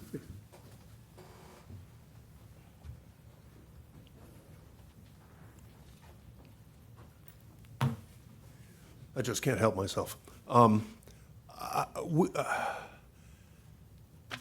There has got to be some way to reduce the amount of money it costs to connect to the sewer system. We connected 2 years ago. Our property is right on Town Cove. I feel very, very strongly that sewers are a positive for the town and certainly for Town Cove, which is nothing like it was when I was a kid. It's almost a dead body of water compared to when I was a kid. We happen to have we happen to have paid to have a house built where I spend my winters in West Virginia. If you've never visited West Virginia, please come see us. It's a beautiful state with friendly people. We have exactly the same macerating pump there, essentially the same sort of sewer system that we have here. When we had it installed on Cottage Street, the total cost, engineering, everything, not counting the betterment assessment, was almost $20,000. In Wayne County, West Virginia, exact same macerating pump, much longer run of pipe up to the main. Do you care to guess how much it costs to have it installed? $20,000 here, $900 there. It's plumbing. It's not rocket science. There has to be a way to reduce the cost. People are having to sell their properties because they cannot afford to connect to the sewer. That is a sin. I think my comment, which I really don't, because I know it's probably the number one thing that we hear is the cost to connect. You know, we try our best. I mean, we bring it to the property line, and basically that's where our control is. After that, it's really becomes a private matter of working with the vendor. One of the things that I could say is just get as many quotes and bids as you can, because the prices can vary quite a bit from contractor to contractor, depending on how busy they are, whether they want the job, whether they don't want the job. We see it here even in our sewer construction. I mean, we had a bid swing of almost $8 million just on Phase 3 alone. So that's an $18 million project with an $18 million bid swing. So we are working to reduce kind of the requirements that we are in control of, which is the requirement of an engineered plan to provide the connection. That's really for record data, record keeping. But we're trying to look at ways so we can minimize just the smaller costs, which are inspection fees. When I first got here, inspection fees was every time the inspector went out, it was $100. We reduced that to, one-time inspection fee, which is the final inspection. As built from the sewer, from the engineer, the properties engineers, we're looking to possibly reduce that where they don't have to complete an as-built plan, but actually just give a letter of certification. We got the design drawings, and we just need a letter that basically says they conform the construction was done in conformity with the design plans, and I think that should be sufficient. So we're looking at ways of what we can control, but we can't control is what a contractor charges you to do that plumbing work and construction. If I can add, only because our property is also in the Phase 2 and we're going through getting the plan together, what we're trying to do is join with 2 other properties. So we have one engineer that's engineering plans for 3 properties to try to save money, and actually we've eliminated one connection point to allow 2 properties to join together in one stub. So people are getting creative. I'd also say, as Rich noted, since Phase 1, we've seen an increase in number of qualified contractors. So the market is starting to respond to the demand. So more contractors means sharper pencils, hopefully. Thank you. And just as an observation, not just about this, but the people from around different parts of the country who are on Cape Cod trying to do projects, whether they're building a house or an addition or whatever, the mystery of why it costs as much as it does on Cape Cod is unsolved at this point, because it applies to a lot of things, not just sewer hookups. It's really not unsolved. As somebody that's involved in construction, I can tell you that the cost of labor here is way higher, and I've been to West Virginia. It's way higher than most places in the country. The cost of goods and services here, everything here comes from over the bridge. And, this year I got whacked with a $35 delivery fee every time I have lumber delivered to a job. No matter the size. Because no matter what the size is, no matter what it is, if I can't fit it on my F-250, then I'm gonna pay an extra $35 to have something dropped off at the job site. That's the cost of doing business on Cape Cod. And the goods and the services and labor, try and find somebody for labor. They're all coming over the bridge, they're all commuting. Their costs have gone up dramatically because of the cost of fuel. And, it's great, and as Rich said, we got that $8 million swing on the cost of the contract for this present phase of the sewer. But in terms of just general construction costs, this is one of the most expensive places in the United States to do business. It's not gonna change. Thank you. Thank you, Rich.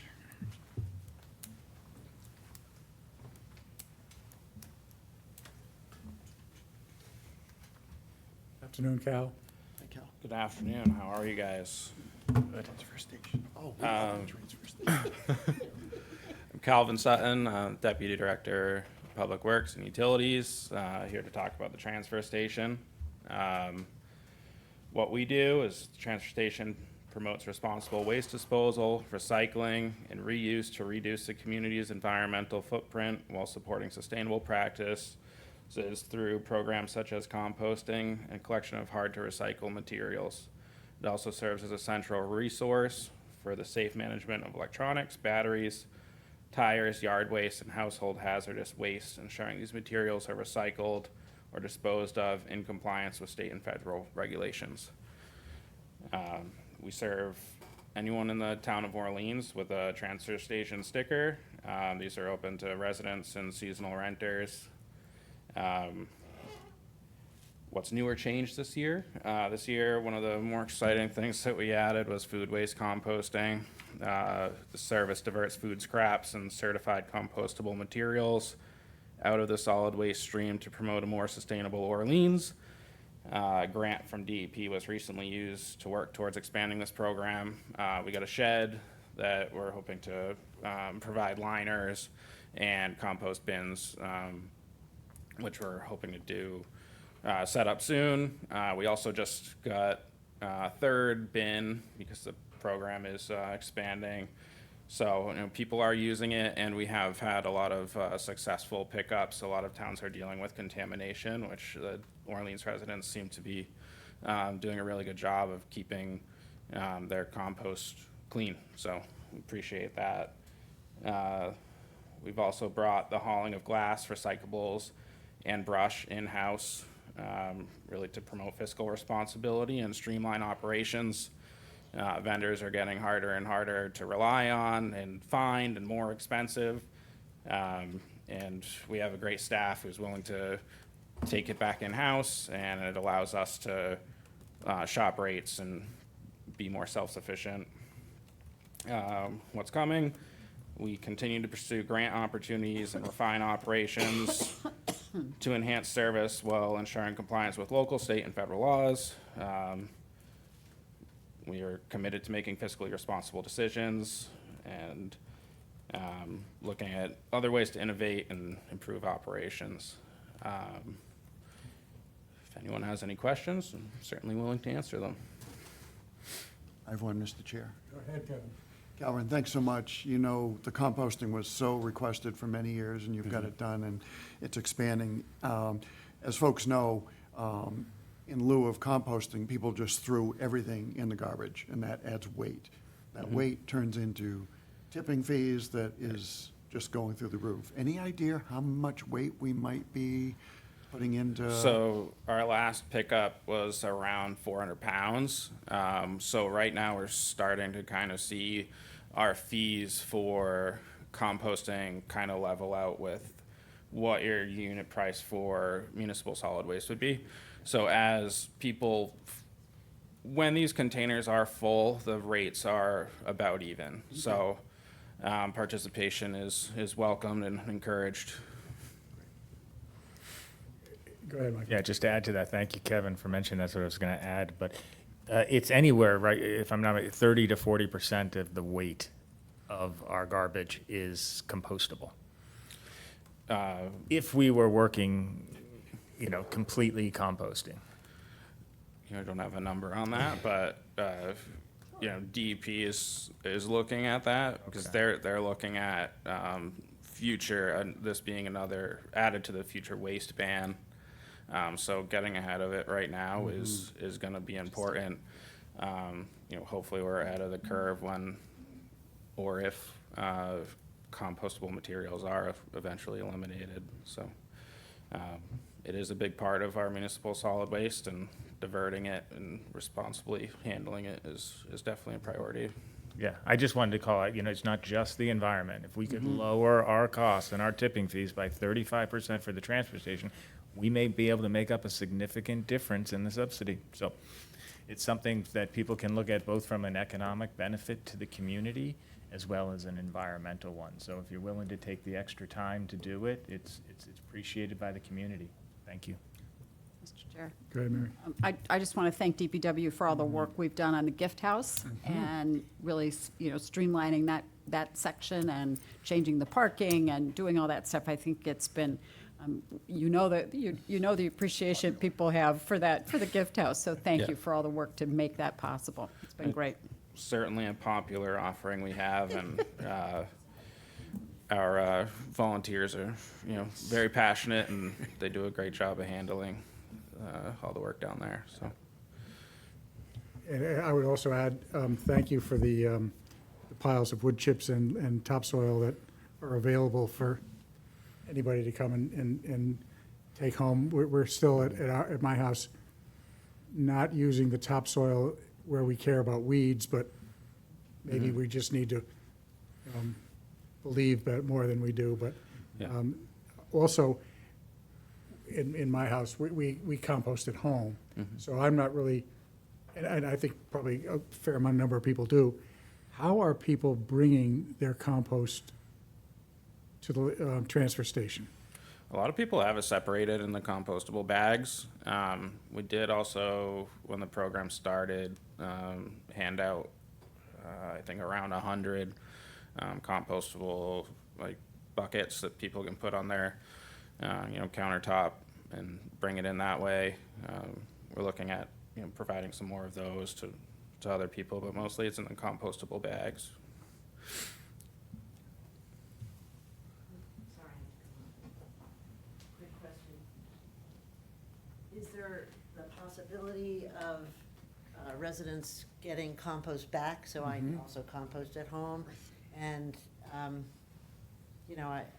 I'd love to be able to get some. Yeah. Sure. So right now we do a compost operation with yard waste, which is open to residents, but as far as the food waste, it's not integrated into that operation. It is available for purchase back from the vendor. Long-term, we're hoping we might have more of a regional composting facility that might provide some compost back to us to provide to residents. But the food composting, as I understand it, still has concerns about contamination and things like that. Food composting needs a lot more attention than like what we do with the yard waste, just turning and aerating. Food waste needs more constant attention, which really we don't have the capacity right now, as well as, the odors and pests that it might attract. But, there's things that we're looking for solutions for.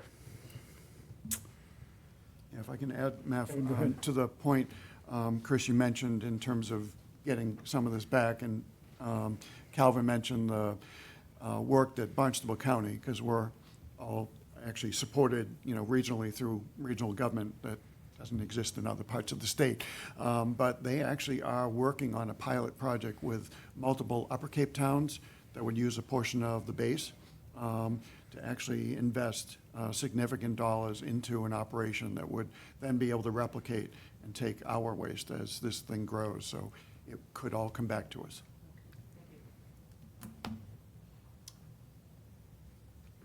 Yes. Thank you, Cal. Thank you, guys. Have we reached the end of this? Is there more? So, before we close this, I mean, if anybody has sort of thought of something they want to ask or comment on, please feel free. Specific to the summer informational Right, meeting. right. Please. Sure. First of all, thank you. I think I'm just gonna, I'm a pretty direct person, and I don't know any of you really, but this wasn't what I expected. I have served on public government myself for about 4 years in our village in New York. I guess what I had hoped to hear more about was what we got at the end, which is what's happening in some of these departments. I feel that this was more of an update to you all about how you all, what all these places do. I think a lot of us know what goes on in a library. I think a lot of us know what basic things go on in even DPW. But I think what our summer residents really would like to hear more about is issues that are, either new, such as the composting, which, is, or the wastewater. Those two things at the end were like, yes, that's what we want to hear about. Things that will directly affect us as homeowners, as taxpayers. And so I do think that, maybe it'll be handled at the forum meeting, but I think it should be handled here. What is happening with our water restrictions? How did we reach the decision to take the measures that we did? Why did we do that? Are we working with other towns to make sure that we're all drawing from the same aquifer and that we're playing on the same ball field? I think that there's a lot of chatter going around town about that one. And of course, the elephant in the room is the RTE residential tax exemption, which directly impacts people who are not able to speak at town meeting. So those are my comments. I don't think tonight, after the time that's been spent already, if you want to take them on, please do, but those in the future, I would like to see more of that. And that's my comment. Thank you. Kevin, go ahead. Chris, I'm happy to respond to the drought restrictions, only because I serve as the liaison, and 1 o'clock today, the Board of Water and Sewer Commissioners meet. The last 3 or 4 months, drought has been on their agenda. They work closely with the State Drought Task Force, so the state meets periodically, and kind of every other week it's been lately because of the drought conditions, and they have selected monitoring wells that are the indicators as to what level of drought we may be in. Orleans has its own specific well that is tied to our water withdrawal permits. Sue Brown, our newly announced superintendent, congratulations, Sue Brown, as Todd retired just a few weeks ago, she announced our monitoring well is at the lowest level ever recorded. So the efforts of everyone to reduce water, that doesn't mean you can't hand water your vegetables and things like that, but thank you to everyone who's complying, because the drought condition is serious. And other towns are implementing. Some messaging is still a work in progress, but it actually is working. We are actually seeing some reductions at peak time from the peak withdrawal, so it's helping. Good. And I do support that. You know, I think that one of the confusions in the community is that, say, I believe in Chatham, there are 2 days a week where you can use your irrigation. And in Orleans, that is obviously not the case. And I would just say that there are lots of ramifications to that. One that I think about all the time as we're out there doing our hand watering is, are we begging people to not follow the restrictions because it's not really a sustainable, realistic goal? Or, you know, what are we doing to our business people who now, you know, basically we've told our guy, don't come cut our lawn, you know, don't come cut it every week. We're gonna have you come it every other week. And he said, yep. He said, okay, I get it, but I'm getting that from a lot of people. And so they're ripple effects. There just are for every decision made. And I think the more information you get out to the community, I mean, so maybe our well is lower than other towns, and that's why we made this decision. But if people don't know that, then, you know, we have these discussions going on.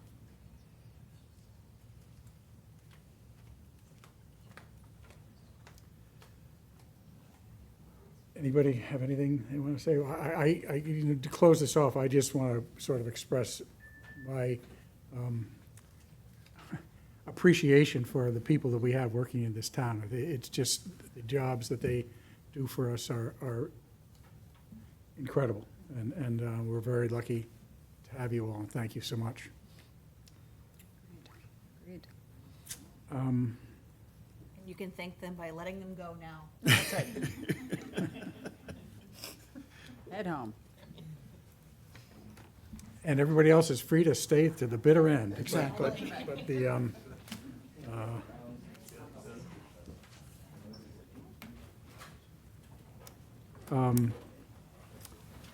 the next on our agenda is the consent agenda.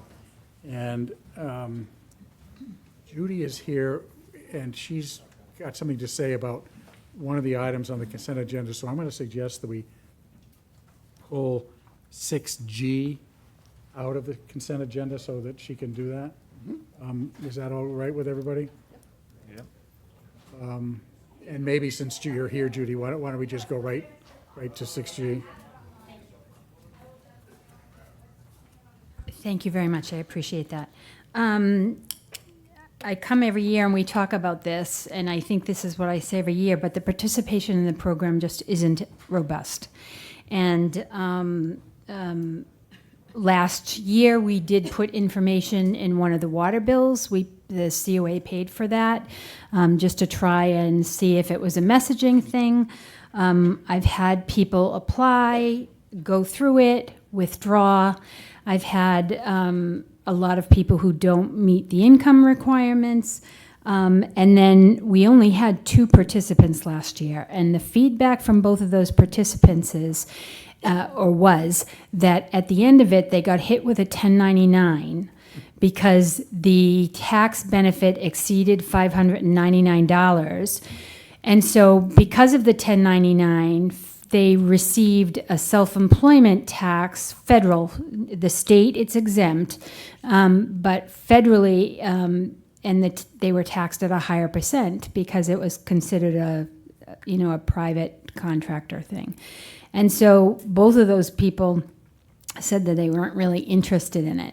So one of the things that's highlighted this year is that the town has decided to follow a different trigger for the 1099, which is now allowable, so that the 1099 would not be triggered until the benefit exceeded or met or exceeded $2,000, which means that nobody who participates in the program now will get a 1099. So that is, that was a barrier. So I think we're kind of picking off these barriers one by one. Obviously, obviously this is a community with different means. And so while I don't want to be pejorative, but communities like Brockton may have a much higher level of participation than we would anticipate anyways.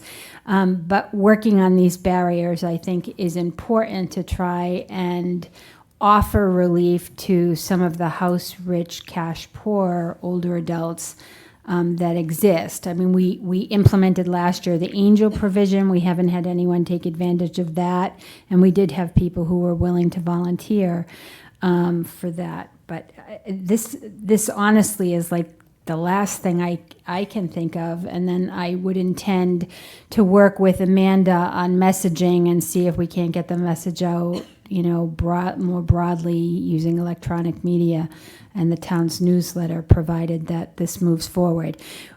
We continue to use 100% of the median income for our county.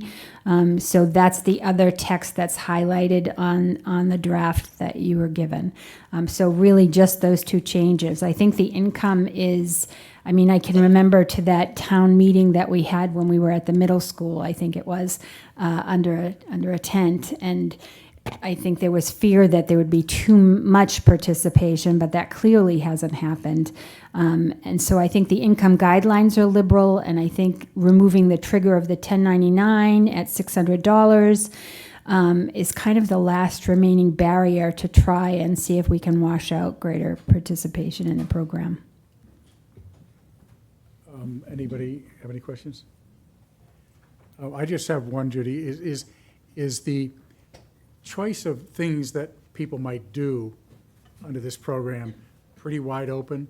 Can you? It is. So when somebody expresses an interest in the program, I have been the one that's done the interview, and I try and find out what someone's interests are, what their work history is, what are their passions. The town covers a great big range of opportunities to do things, and it could be something simple or it could be something more complex, but the participation has been minimal. The library and the senior center tend to be where people want to be, but again, there were only 2 participants last year, so it's not like we're running to the bank with the help. We had talked about, I know I had talked to Alex last year about water testing. There's lots of opportunities doing something at the beaches, but we just haven't had that kind of interest to date. One of the reasons I'm asking that question is that there's a few people in town that you can see taking it on themselves to go around and clean up. They'll Yes. pick a street or they'll pick an area, and that seems to me something that might be appealing to people to get, outside and do something that you have an immediate sort of reward for. And I think that kind of messaging I'm going to ask Amanda for some help with. We had somebody last year who just likes to do that kind of thing, likes to pick up, and just thought that they could pick up and then come in and get a tax credit for it, but it doesn't work like that. I mean, there's paperwork.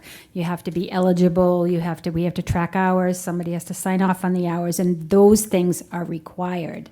Those aren't my rules, they're required of the program. Makes sense.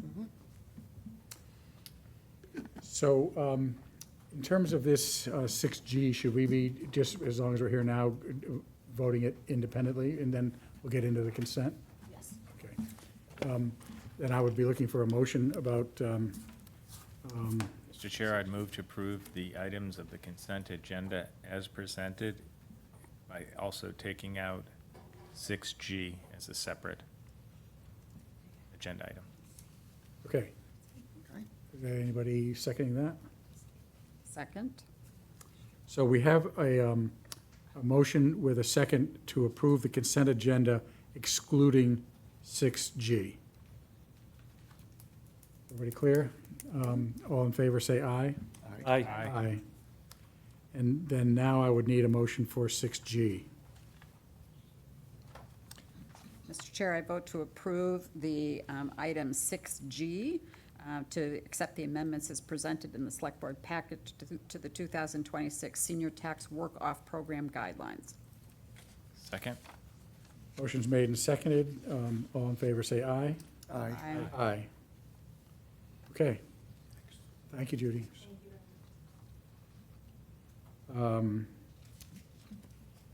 number 7, the Affordable Housing Trust Declaration of Surplus. Elizabeth. Good evening, Elizabeth Jenkins, Assistant Director of Planning and Community Development.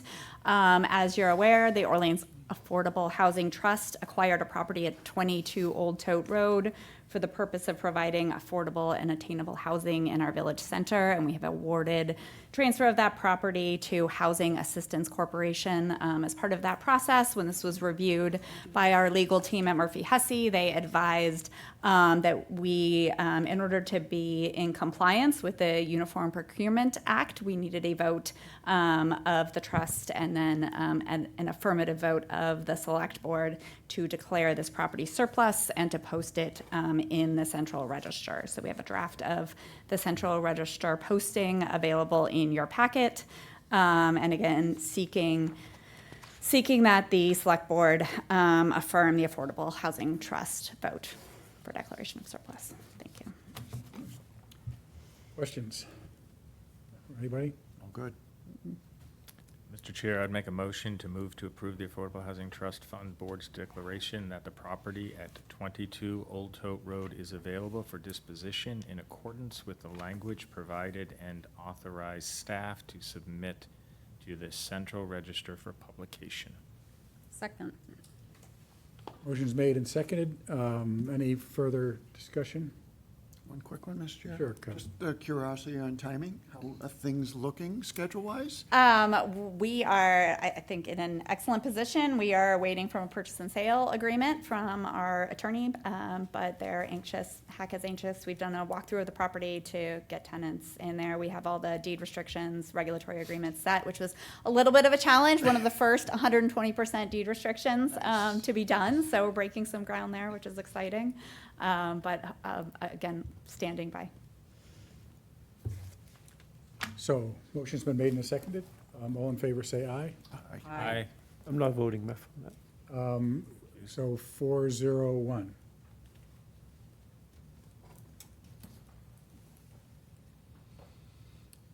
So next, we get to the special town meeting.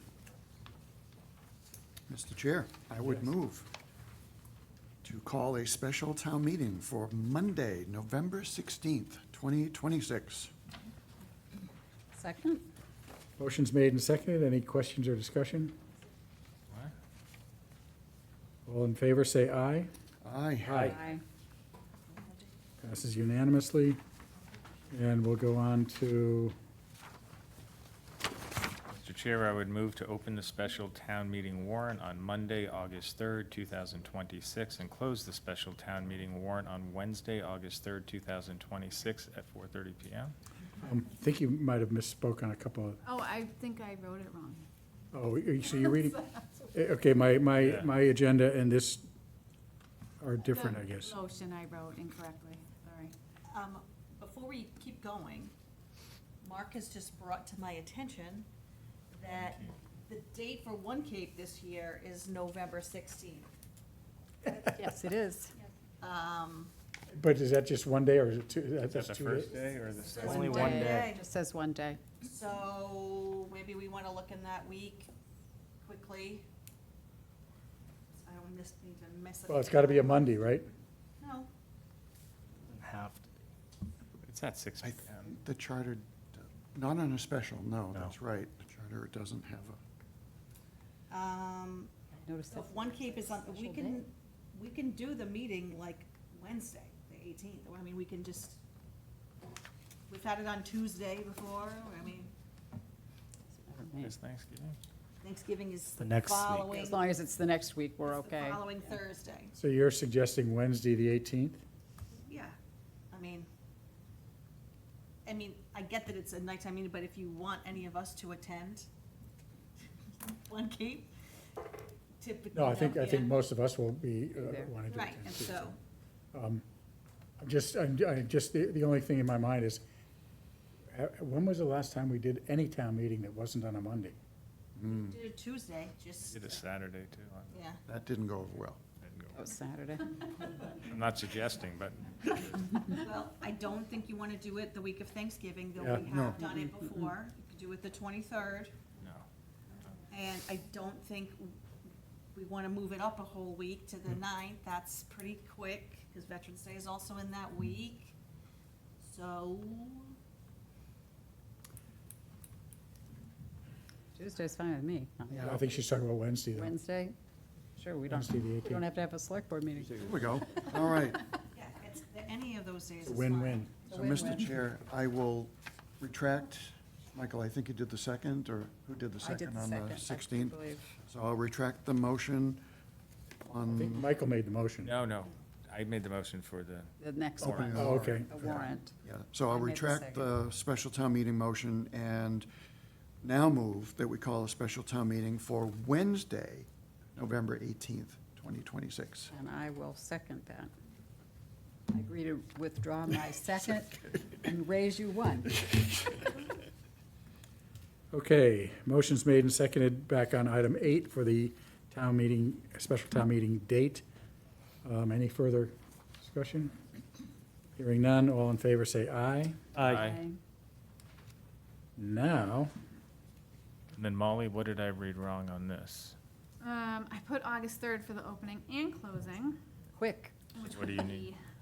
quite unfortunate, so. closing is September We 23rd. have all day till 4:30. Yeah, really, I mean, The agenda says September 23rd. September 23rd? Yeah, that's correct. It's- I wrote the Michael, motion. it's right on the agenda, Yeah. just not on the motions. Not the motion. I'll Okay, my start motion again, yep. to open the special town meeting warrant Monday, August 3rd, 2026, and close the special town meeting warrant on September 23rd at 4:30 PM. Second? Motion's made and seconded. Further discussion? All in favor say aye. Aye. So Mark, that gives you 2 extra days. No, No. no, nothing's changed with the warrant time. So, Meph, one quick one I forgot. So, Mark, again, with town meeting warrants, you're going to open the link or whatever you do and Yep. in come the requests? Right.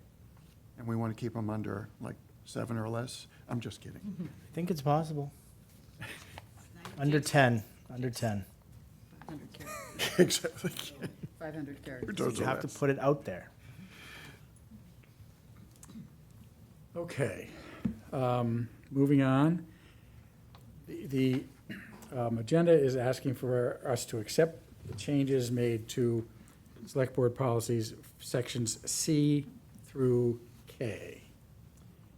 These have all been through the workshop meetings and have had various changes made. I guess if anybody has any questions about those particular policies, then now's the time. But if not, then I would entertain a motion. Mr. Chair, I would move to approve amendments to section C and D of the Select Board, wait, C through K. C through K. I think there's, Something, All right, there's a this bug is- in your emotions here. We have to pull policy D6, fair housing. We're waiting from town council to hear from them to give us direction on some language that needs to be added, and that we found out about today. So are we doing C through K minus D6? We're not doing C through K, it's C through D minus D6. Oh, because okay. we're not done with the Okay. financial policies. Okay. Okay, right, the financials didn't get. H-I-J-K. So just C through K, C through D. So, C through D. Yes, okay. Minus, Mr. Chair, I'd move to approve the amendments of section C and D, not including D6, Second. for Select Board policies. Okay, motion's been made and seconded. Any further discussion? Hearing none. All in favor, say aye. Aye. Aye. Aye. Yay. Thank you, Laura. And lastly, or not lastly, but next is the, this meeting's version or thing for year-end budget transfers. Mr. Chair, is this one? Okay. Do we want to have any? Well, should I read the motion and then you can have Okay, sure. discussion? Sure. Mr. Chair, I'd move to approve the FY '26 year-end budget transfers as presented in the Select Board packet. Second. Second. So now,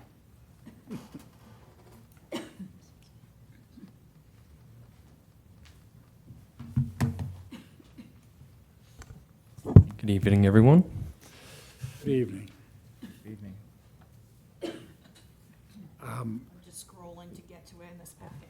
Okay. It's a lot of I've got, I have the hard copy, so I'm easy. Is everybody else getting there? Page 173, Ken. Before. Wow. Didn't get a packet. You can look at mine, Okay, thanks. once I get there. You know, a minute. I'm not holding my breath. I think the main thing is there any transfers here you think are notable that need some explaining? The only one that I think FinCom had a question on was about fire salaries. I'm transferring $82,000 from their expenses to cover salaries, and that's largely due to when they ratified their contract. It was after the FY26 budget was built, so we're just correcting that now. Mr. Chair, I think the only other one, and Right. you saw my little email, is not a concern at all, but I think as we know, the police chief did support, the body-worn camera. This is establishing the first year of funding for that, and he has offered in a future meeting just to come in and give an update for the public in terms of what this means, what the opportunity is, and it's moving us into a new world. Exactly. He's gonna put together a similar presentation like they did for the drones, August, September timeline. So the public can get some more information. And I'm just looking, I have 3 sheets here that Yes. Yep. we signed. I'm looking for that particular item on the transfer, which I For the understand is police, in here someplace. police, Well, Body cams? For which one, Mef? the body cameras. It's on That the is next a standalone, standalone. of 80. Scroll down. Oh, 80,000. okay. So in this item 11, are we doing all of the transfers with that? Yes, Then somebody care to make a motion? We did. I did. You got And it. it's second. Oh, that's right. And we're in discussion. Right. So any further question? Let's vote. All in favor? You know what? Can I just add, in case anyone is watching at home? Year-end transfers are a tool that we have basically to cover some unexpected costs at the end of the year. We're very lucky, which is kind of it's a blessing and a curse. We have staffing issues still in public safety, and so if we weren't able to fund these body-worn cameras through a year-end transfer by utilizing surplus money that wasn't spent in that department, you would see this item as an article at a fall town meeting coming from free cash, which is essentially where this money would go to if it was not utilized here. Got it. Ready to vote? All in favor, say aye. Aye. Aye. Thank you all. Thanks, Cedric. Thanks for staying around. Cedric, do you want to take these now? Yeah. And if you give me a second, I'll sign this, but do we have any liaison updates? None from me. I have one quick one, Matt. Go ahead, Kevin. I'm looking at my notes, if I can open today's Board of Water and Sewer Commissioners.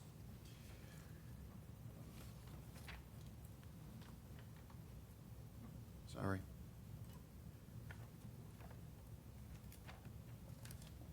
So, again, on the drought, they did hear from a resident who noted a developer home on Daly Terrace with sprinklers running both morning and night with runoff.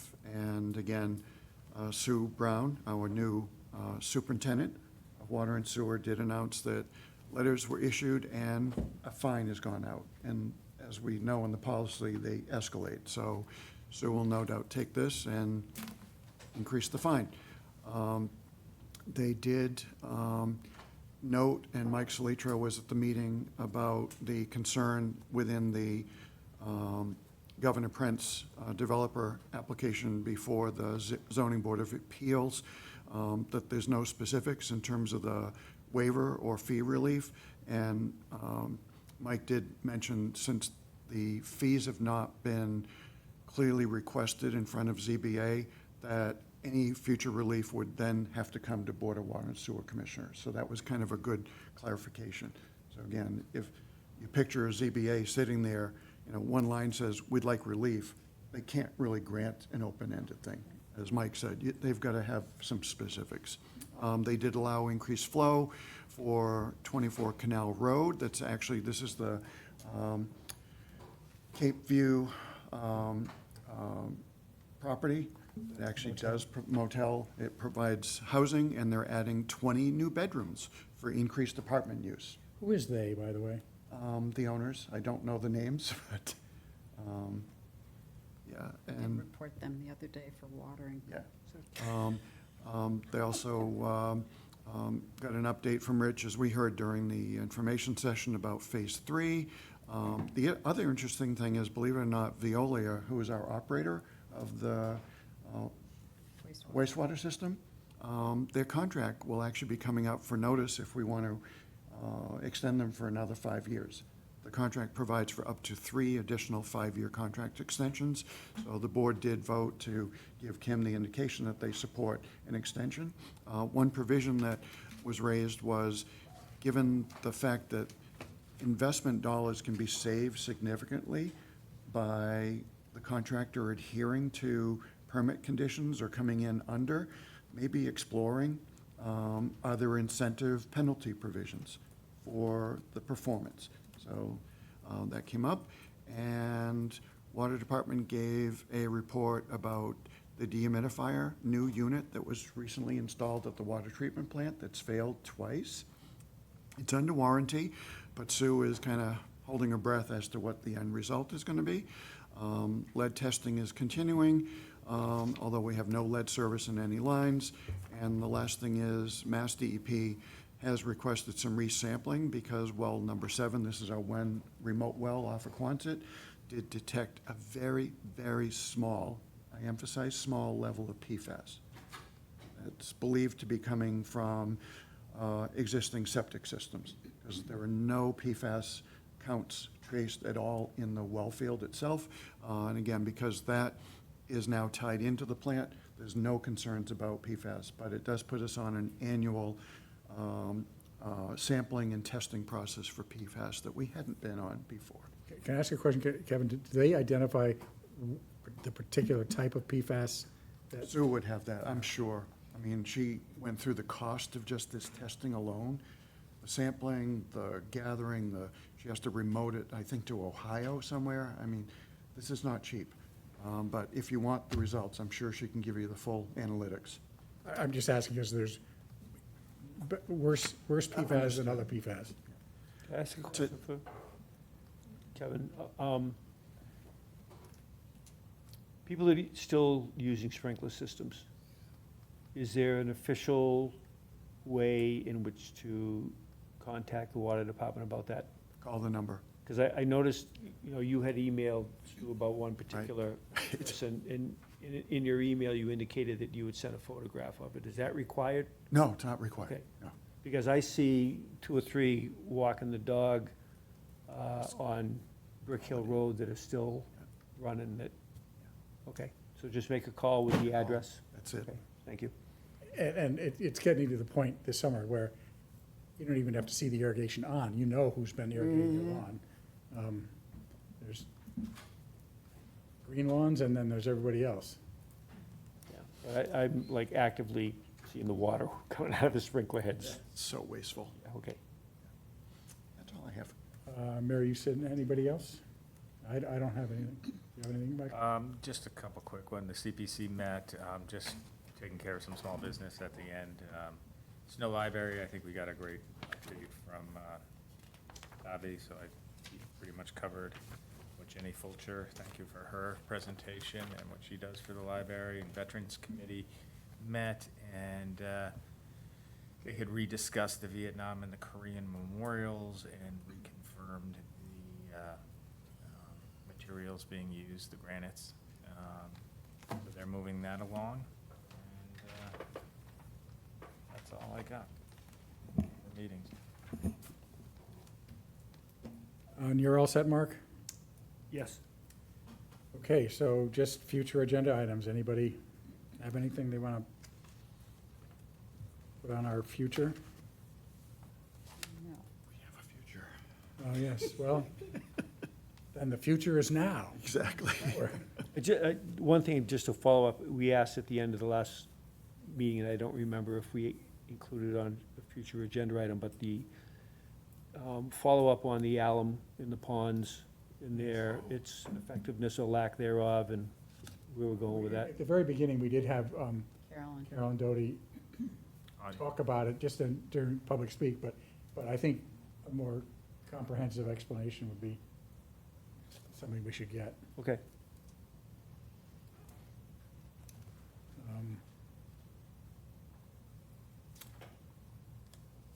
Anything else from anybody before I hear that next motion? So we have to go into executive session? Yes.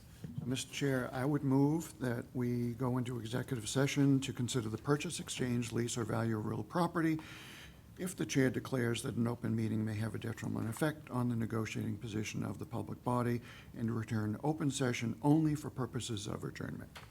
Second. And I do declare that the open meeting may have a detrimental effect on the negotiating position of the public body. And so with that, we're set to go into, no, we have to vote by roll call. Hi, Kevin Galligan. I'm Mary Wright. I'm F. Runyon. I'm Michael Herman. Hi, Mark Matheson. So we're heading into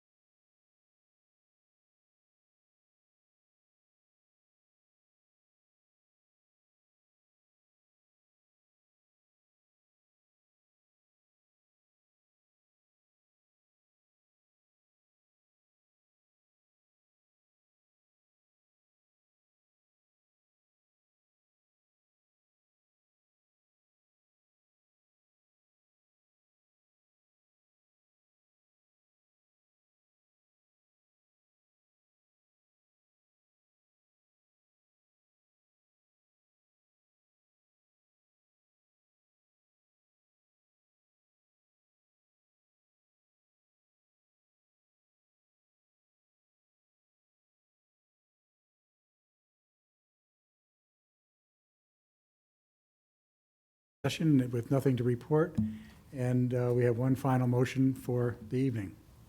Mr. Chair, I would move to adjourn at 6:36 PM. Second? Motion has been made and seconded. All in favor, say aye. Aye. Aye. Thank you.